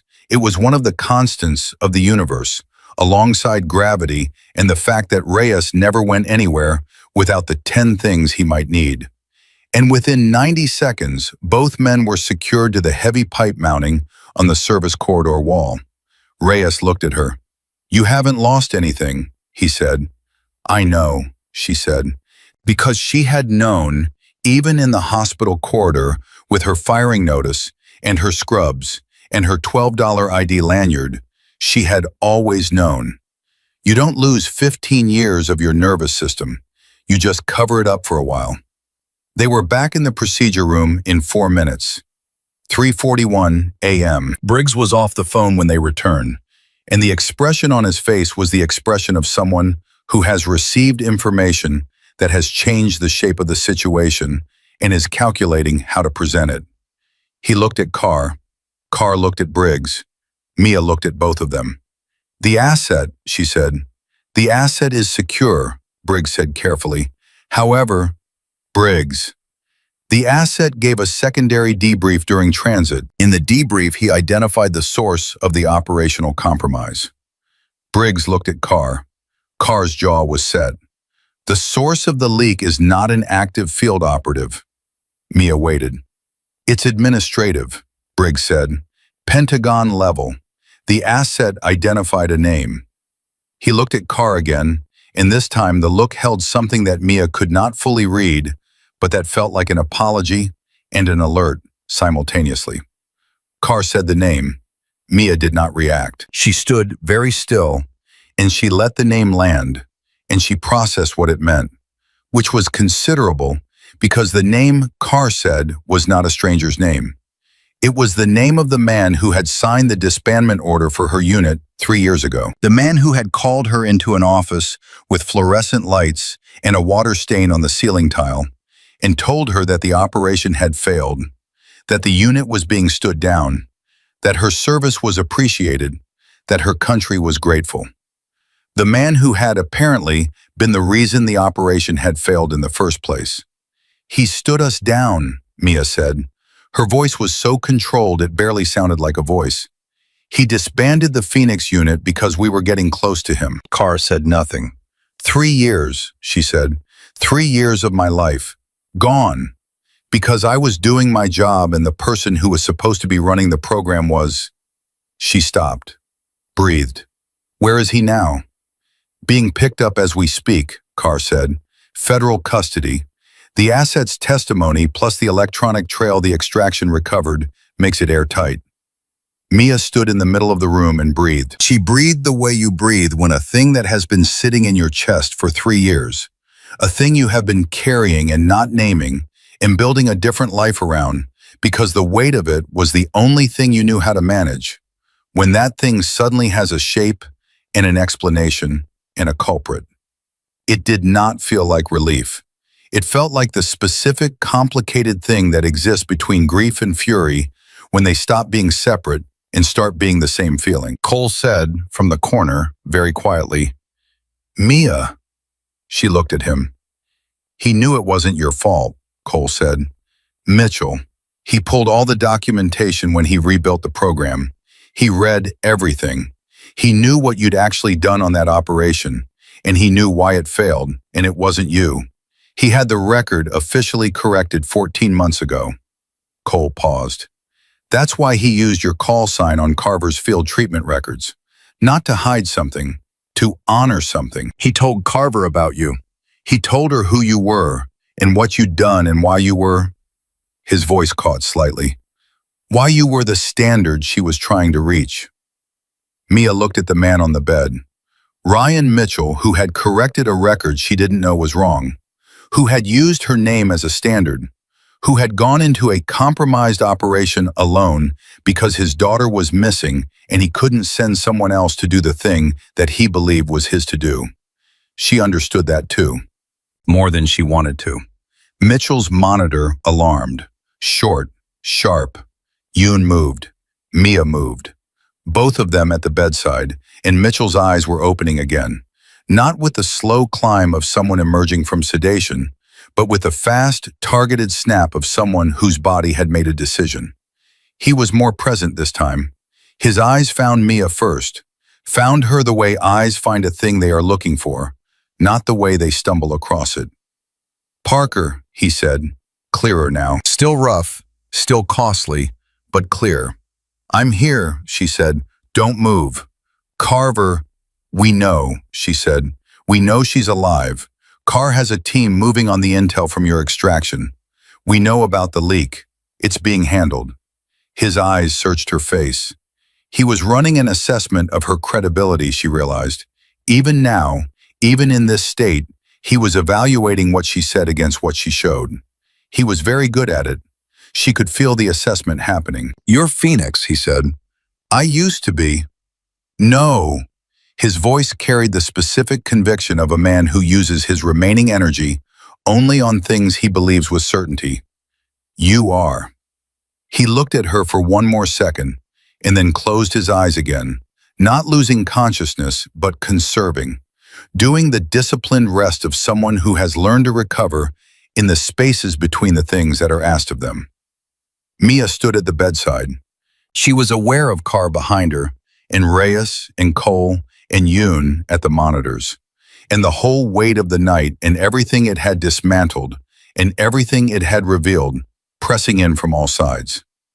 And then Carr said something she had not expected, from directly behind her, in a voice that had lost its operational register entirely and was something else, something older. "I'm sorry, Mia." She did not turn around. "Not for tonight," he said. "For 3 years ago, for the disbandment, for not fighting harder, for letting you disappear when I should have." He stopped. I should have told you the truth. All of it, much sooner. The procedure room was very quiet. Are you sorry? She said. Or are you sorry because you need me, and it's more efficient to be sorry right now? A pause. Both, he said. Is that honest enough? It was, actually. It was the most honest thing he had said to her all night, and it landed differently than an apology that cost nothing.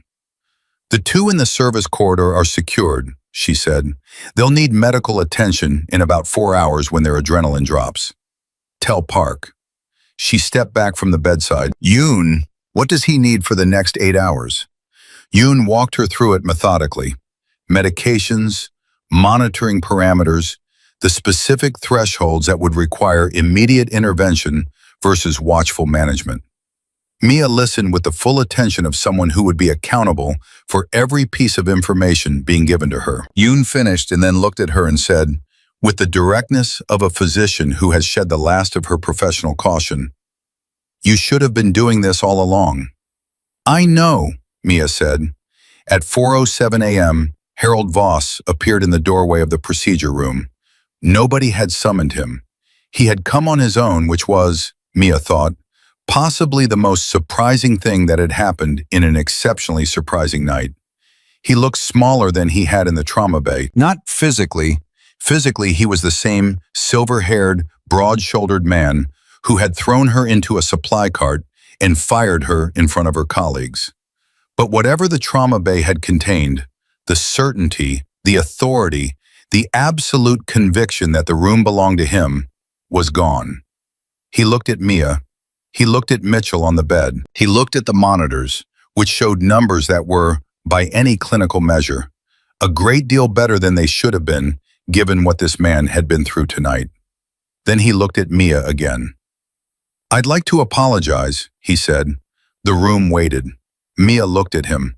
She thought about the metal supply cart and the sound it made when she hit it.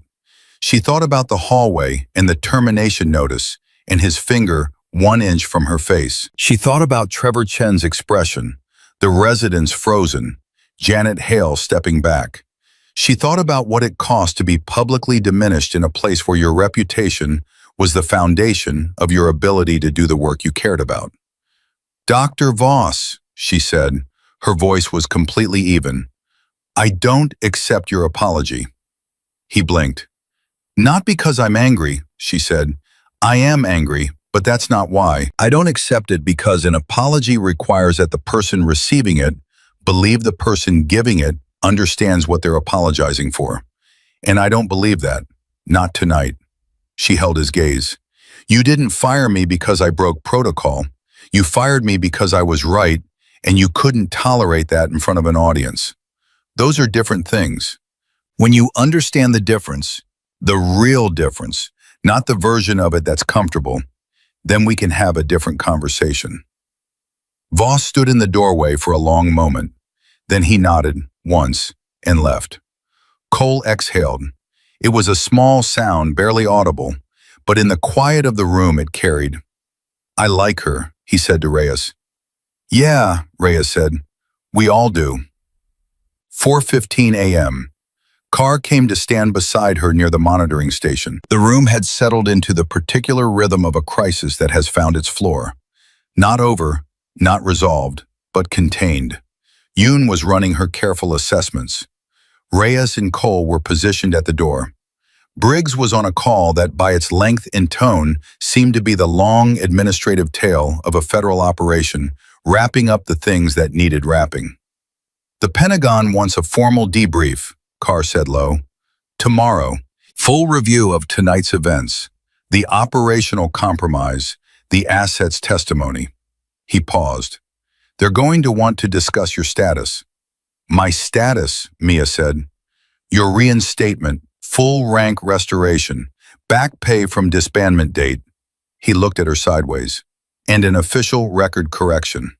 Everything that was attributed to unit failure 3 years ago is being redocumented with accurate causation." Mia watched Mitchell's monitors. The numbers held. He breathed his slow, effortful, absolutely present breaths. "There's a condition," she said. I assumed there would be. I want to be embedded with his team. She looked at Carr. Mitchell's team, when he recovers, when Carver is found and brought back. I want to be their medic. She paused. Not a consultant, not a temporary attachment. Embedded. Permanent. Carr looked at her for a long moment. Then he looked at Mitchell, then back at her. He's going to have opinions about that. I know, she said. I'm counting on it. The monitor beside Mitchell's bed showed a heart rate of 58 beats per minute. Steady, persistent, the heartbeat of a man who had been in a great deal of trouble tonight and had come out the other side. In the corridor outside, 2 men were secured to a pipe and waiting for the morning to come down on them. In a federal transport vehicle somewhere on a Virginia highway, an asset was talking. In Washington, a man with enough stars on his shoulders to fill a room was being walked out of a building by people whose faces would not appear in any photograph. And in a second-floor procedure room in Mercy General Hospital, Mia Parker stood beside the bed of a man she had never met and had already saved twice. And she felt, for the first time in 3 years, that she was standing in the right place. Not a nurse, not a nobody, not a carefully maintained disappearance. Phoenix. She was still Phoenix. The debrief was scheduled for 9 a.m. It was 4:47 a.m., which meant Mia had 4 hours and 13 minutes in which the world was going to ask nothing of her, and she did not know what to do with that. She did what she had always done in the spaces between the things that were asked of her. She worked. Yoon had gone to check on Abrams in the OR, whose bowel resection had finished at 4:30, and who had emerged from the operating room into a second floor that looked nothing like the second floor he had entered 3 hours earlier. Cleared corridors, federal operators at the stairwell doors, a general in the administrative suite, and his colleague, Dr. Yoon, with a specific expression of someone who had experienced a significant personal and professional recalibration in a single night. Abrams had taken all of this in, asked 3 questions, received answers that satisfied none of them, and gone to write his post-op notes in an office at the far end of the building, which was the most sensible response available to him. Mia sat beside Mitchell's bed with his chart open in her hands, and she went through it the way she went through everything, completely, methodically, reading not just the numbers and the clinical notations, but the story underneath them. 15 years of service in the record, 12 documented injuries, 3 of which should have ended a career and hadn't. 8 commendations, 4 of which were classified at a level that meant the commendation itself was classified. The kind of record that described a man who had decided, a very long time ago, that the distance between himself and the thing he was protecting was the only measurement that mattered. She thought about what Cole had said, that Mitchell had corrected her record, that he had told Carver about her, that her name had been used not to erase something, but to honor it. She turned to page 31 of the chart, the field treatment record from 14 months ago, the one with her call sign. She read it carefully this time, not with the shock of recognition, but with the attention of someone doing the work. Sarah Carver, whoever she was, wherever she was right now, had done a good job. The clinical decisions were sound, the documentation was precise, and in the margins of the treatment record there was a single handwritten note in different ink, added later, that read, "As trained, Phoenix Protocol, saved his life." Mia sat with that for a while. At 5:12 a.m., Mitchell woke up for the 3rd time. This time he woke up differently.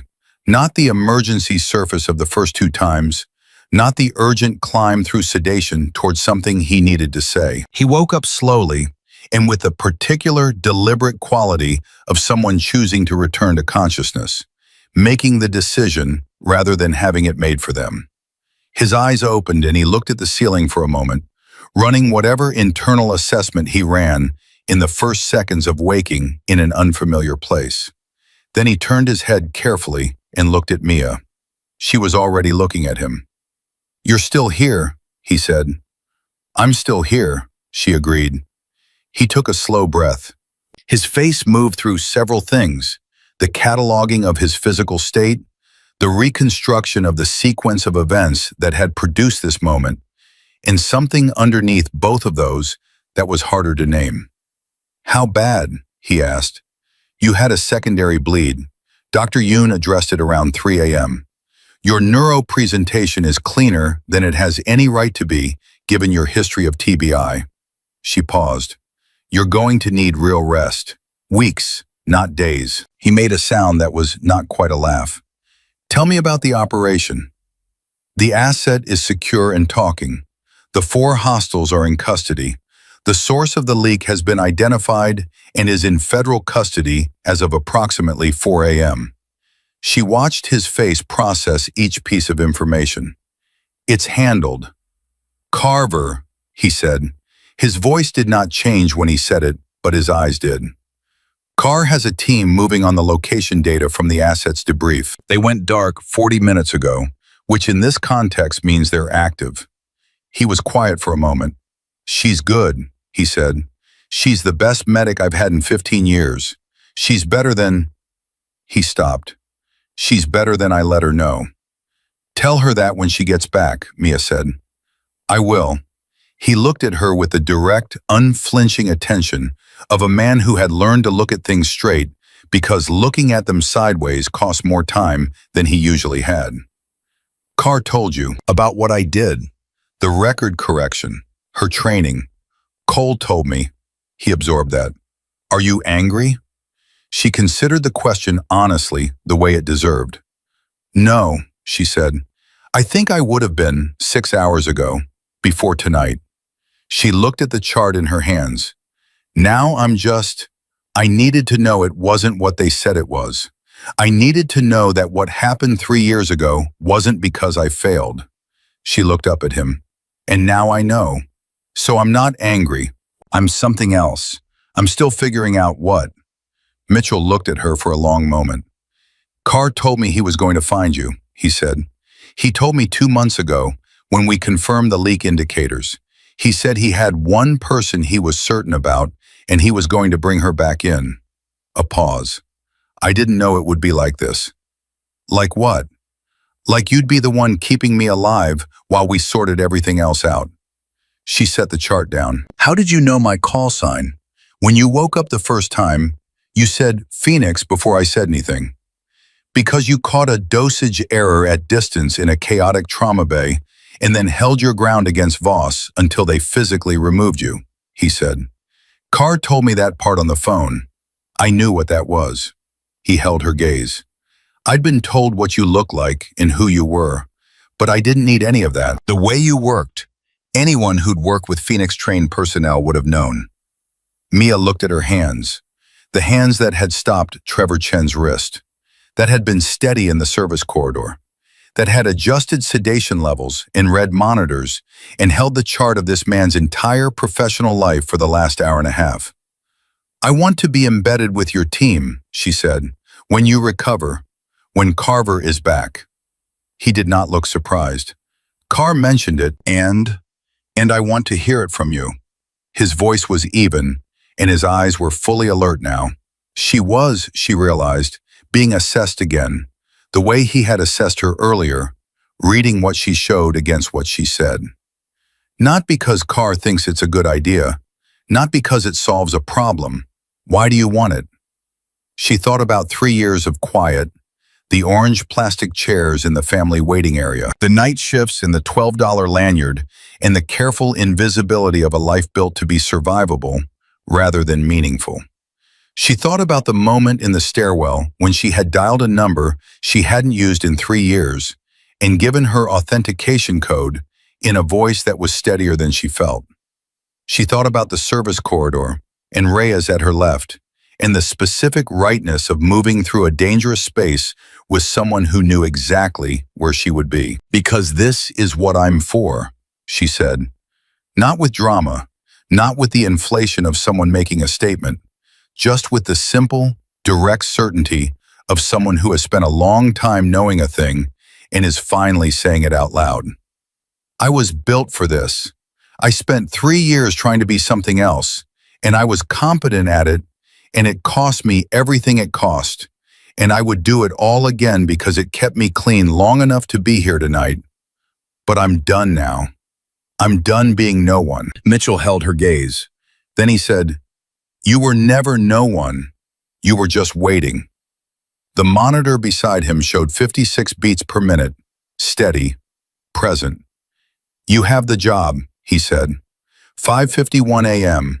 Carr came back through the door at 5:51 with the energy of someone who has been on the phone for the last 45 minutes and has arrived at the end of a series of conversations that have produced a result. Mia read his face when he entered, and what she read there made her stand up from the chair. "Carver?" she said. "Recovered," Carr said. 05:37 local time. The team extracted her from a facility in Loudoun County. She's injured, broken radius, 2 cracked ribs, mild hypothermia, but she's talking and she's stable, and she is, by all accounts, a pause that was almost a smile, furious, which her team medic assures us is a very good sign.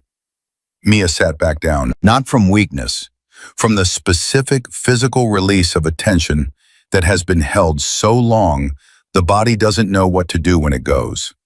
She pressed both hands flat on her thighs and breathed. Mitchell had heard everything.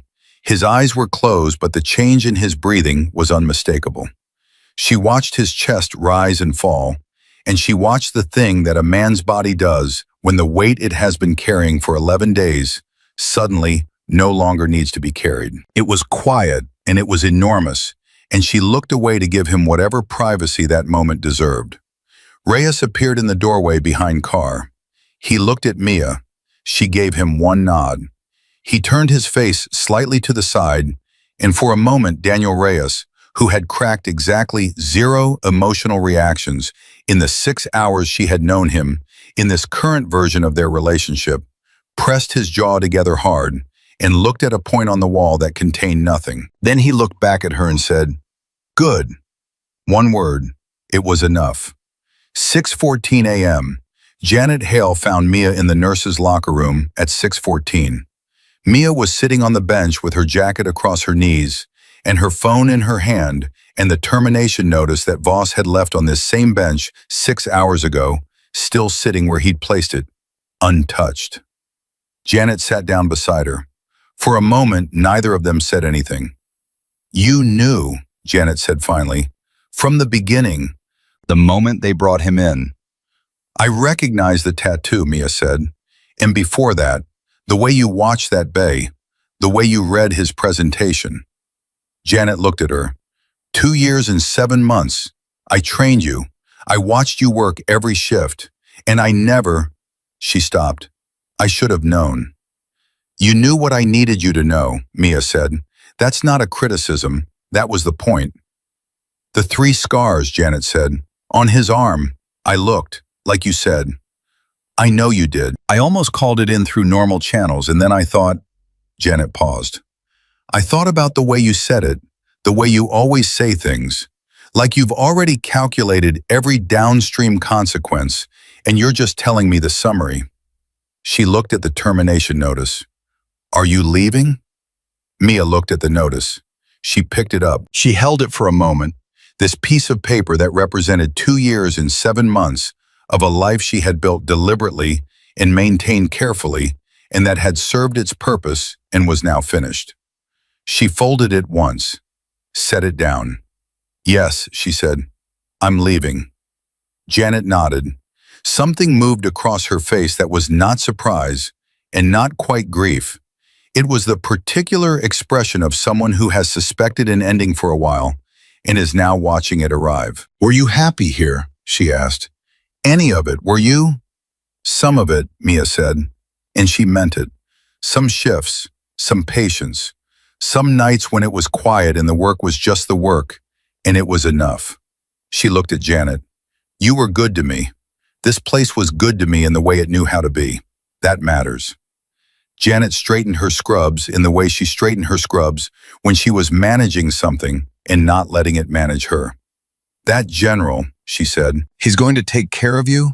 The Pentagon or whatever, they're going to— I'm going to take care of me, Mia said.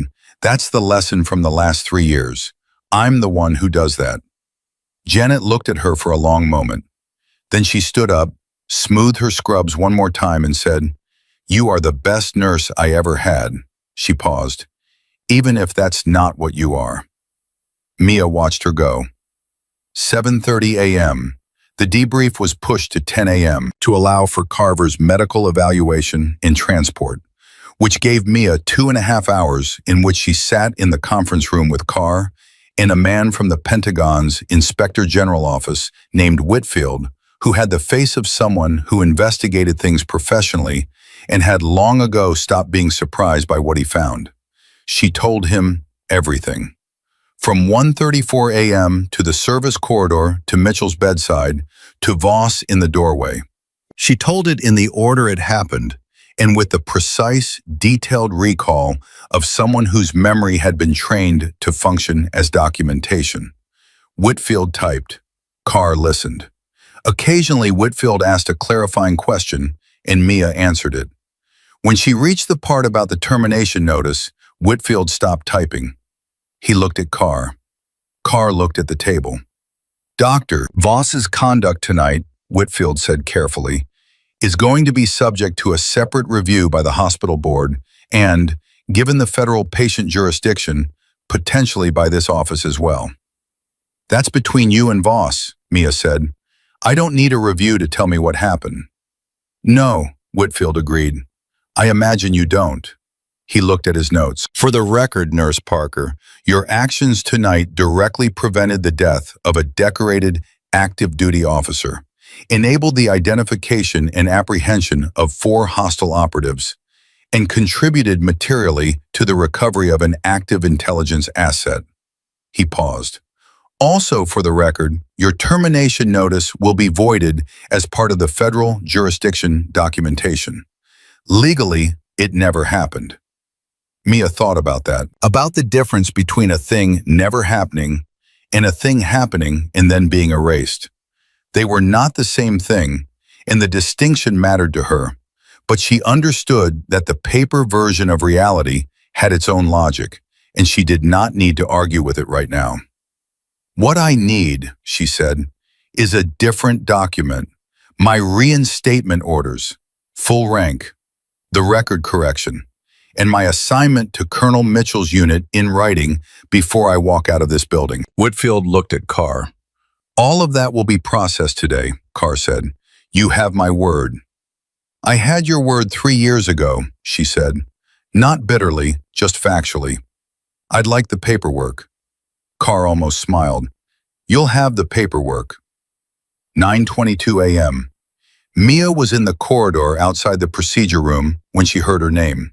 Not Parker, not Phoenix, her name. She turned, pushing a wheelchair, slowly, carefully, with the specific caution of someone whose body is currently disagreeing with their level of activity, but who has decided to proceed anyway, was Sarah Carver.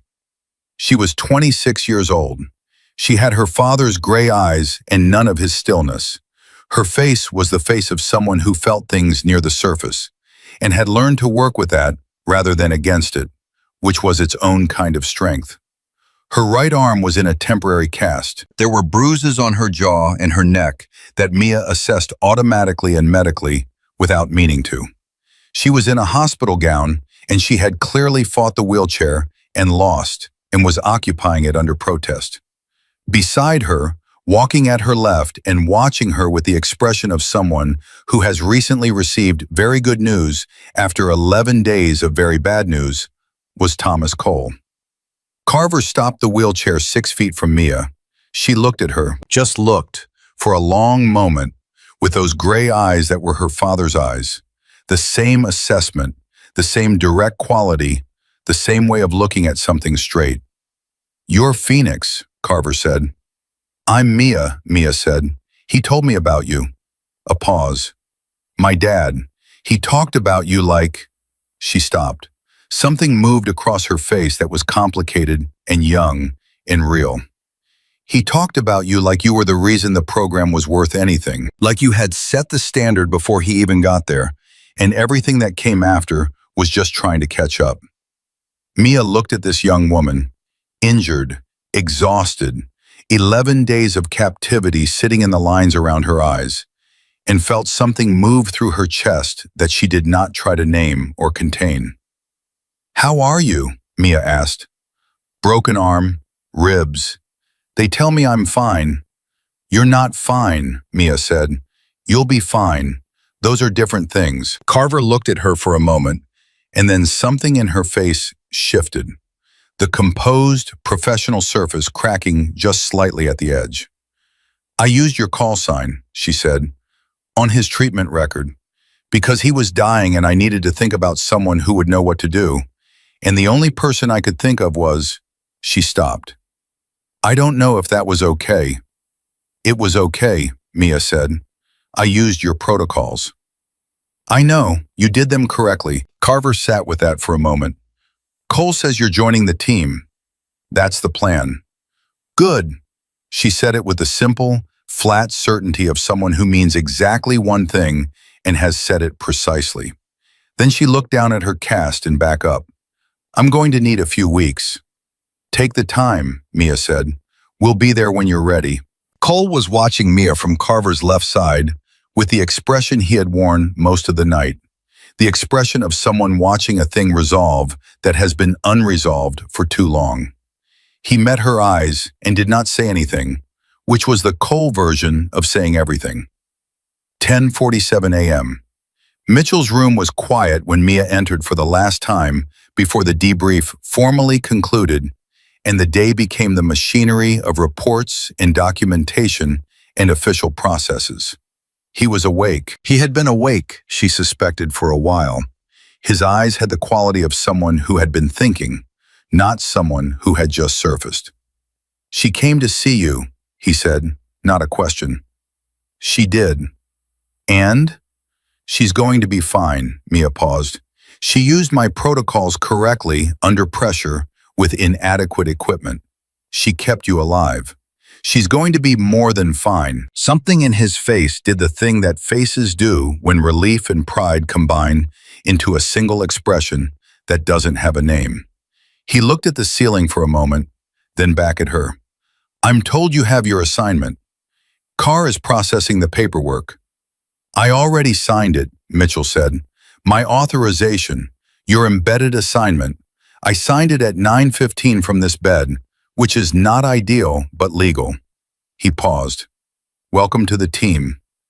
Mia stood at his bedside for a moment. Outside, somewhere in the building, the morning shift was arriving.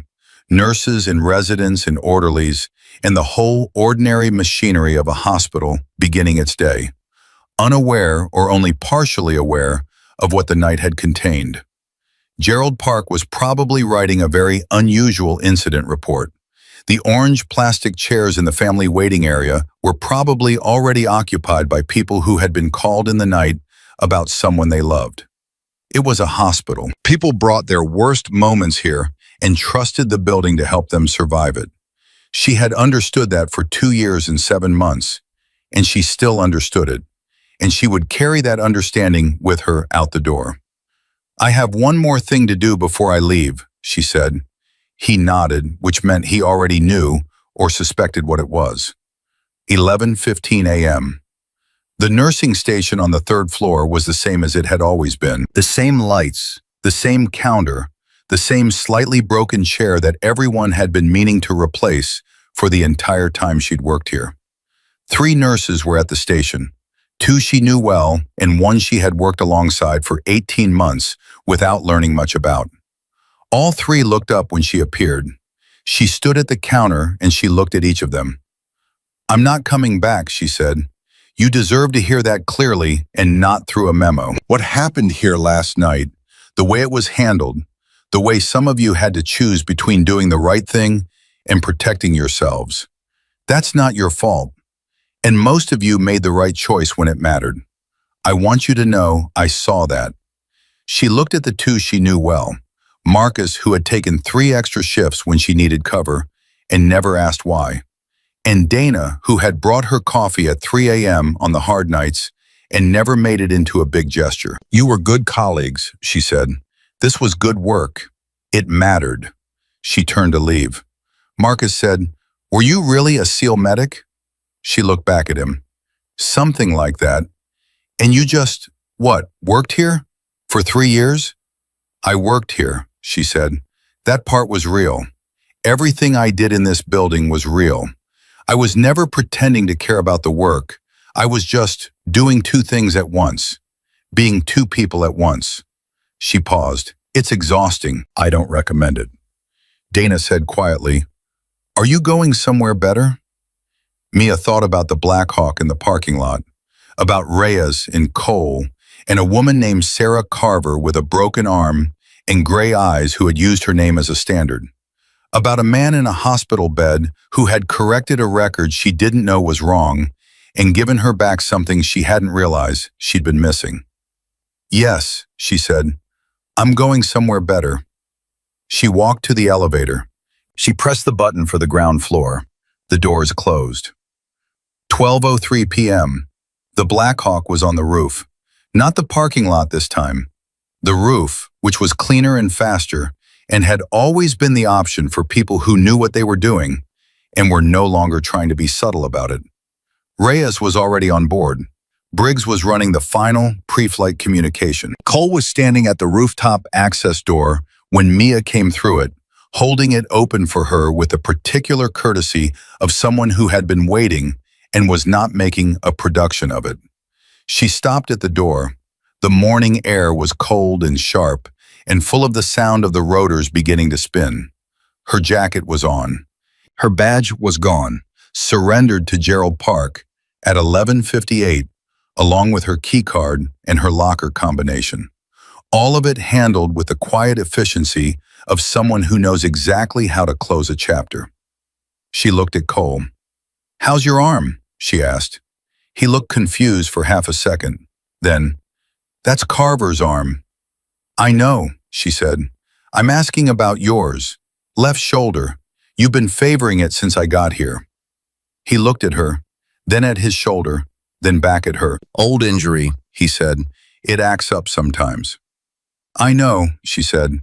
"I noticed it at 2 a.m. You should have it looked at before we go operational." Cole stared at her for a long moment. Then he looked at Reyes through the open Black Hawk door and said, loudly enough to be heard over the rotors, "She's already working." Reyes from inside, "She never stopped." Mia walked past Cole and climbed into the Black Hawk. She sat across from Reyes, and he looked at her, and she looked at him, and they said nothing, because there was nothing that needed to be said in this moment that they had not already said or would not have time to say later. The door closed. The rotors hit full speed. As the Black Hawk lifted from the roof of Mercy General Hospital and banked north over the Virginia morning, Mia Parker looked out, and she did not look back. Not because the last 3 years had meant nothing. They had meant something real, and she would carry them.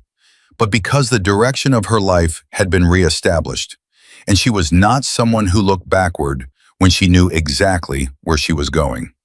She had walked into this building as a nurse, quiet, careful, built to disappear. She was leaving it as Phoenix, and Phoenix had never once in her entire life disappeared when the work needed doing. She looked forward. The morning was wide and cold and full of everything that came next. It was enough. It was more than enough. It was exactly right.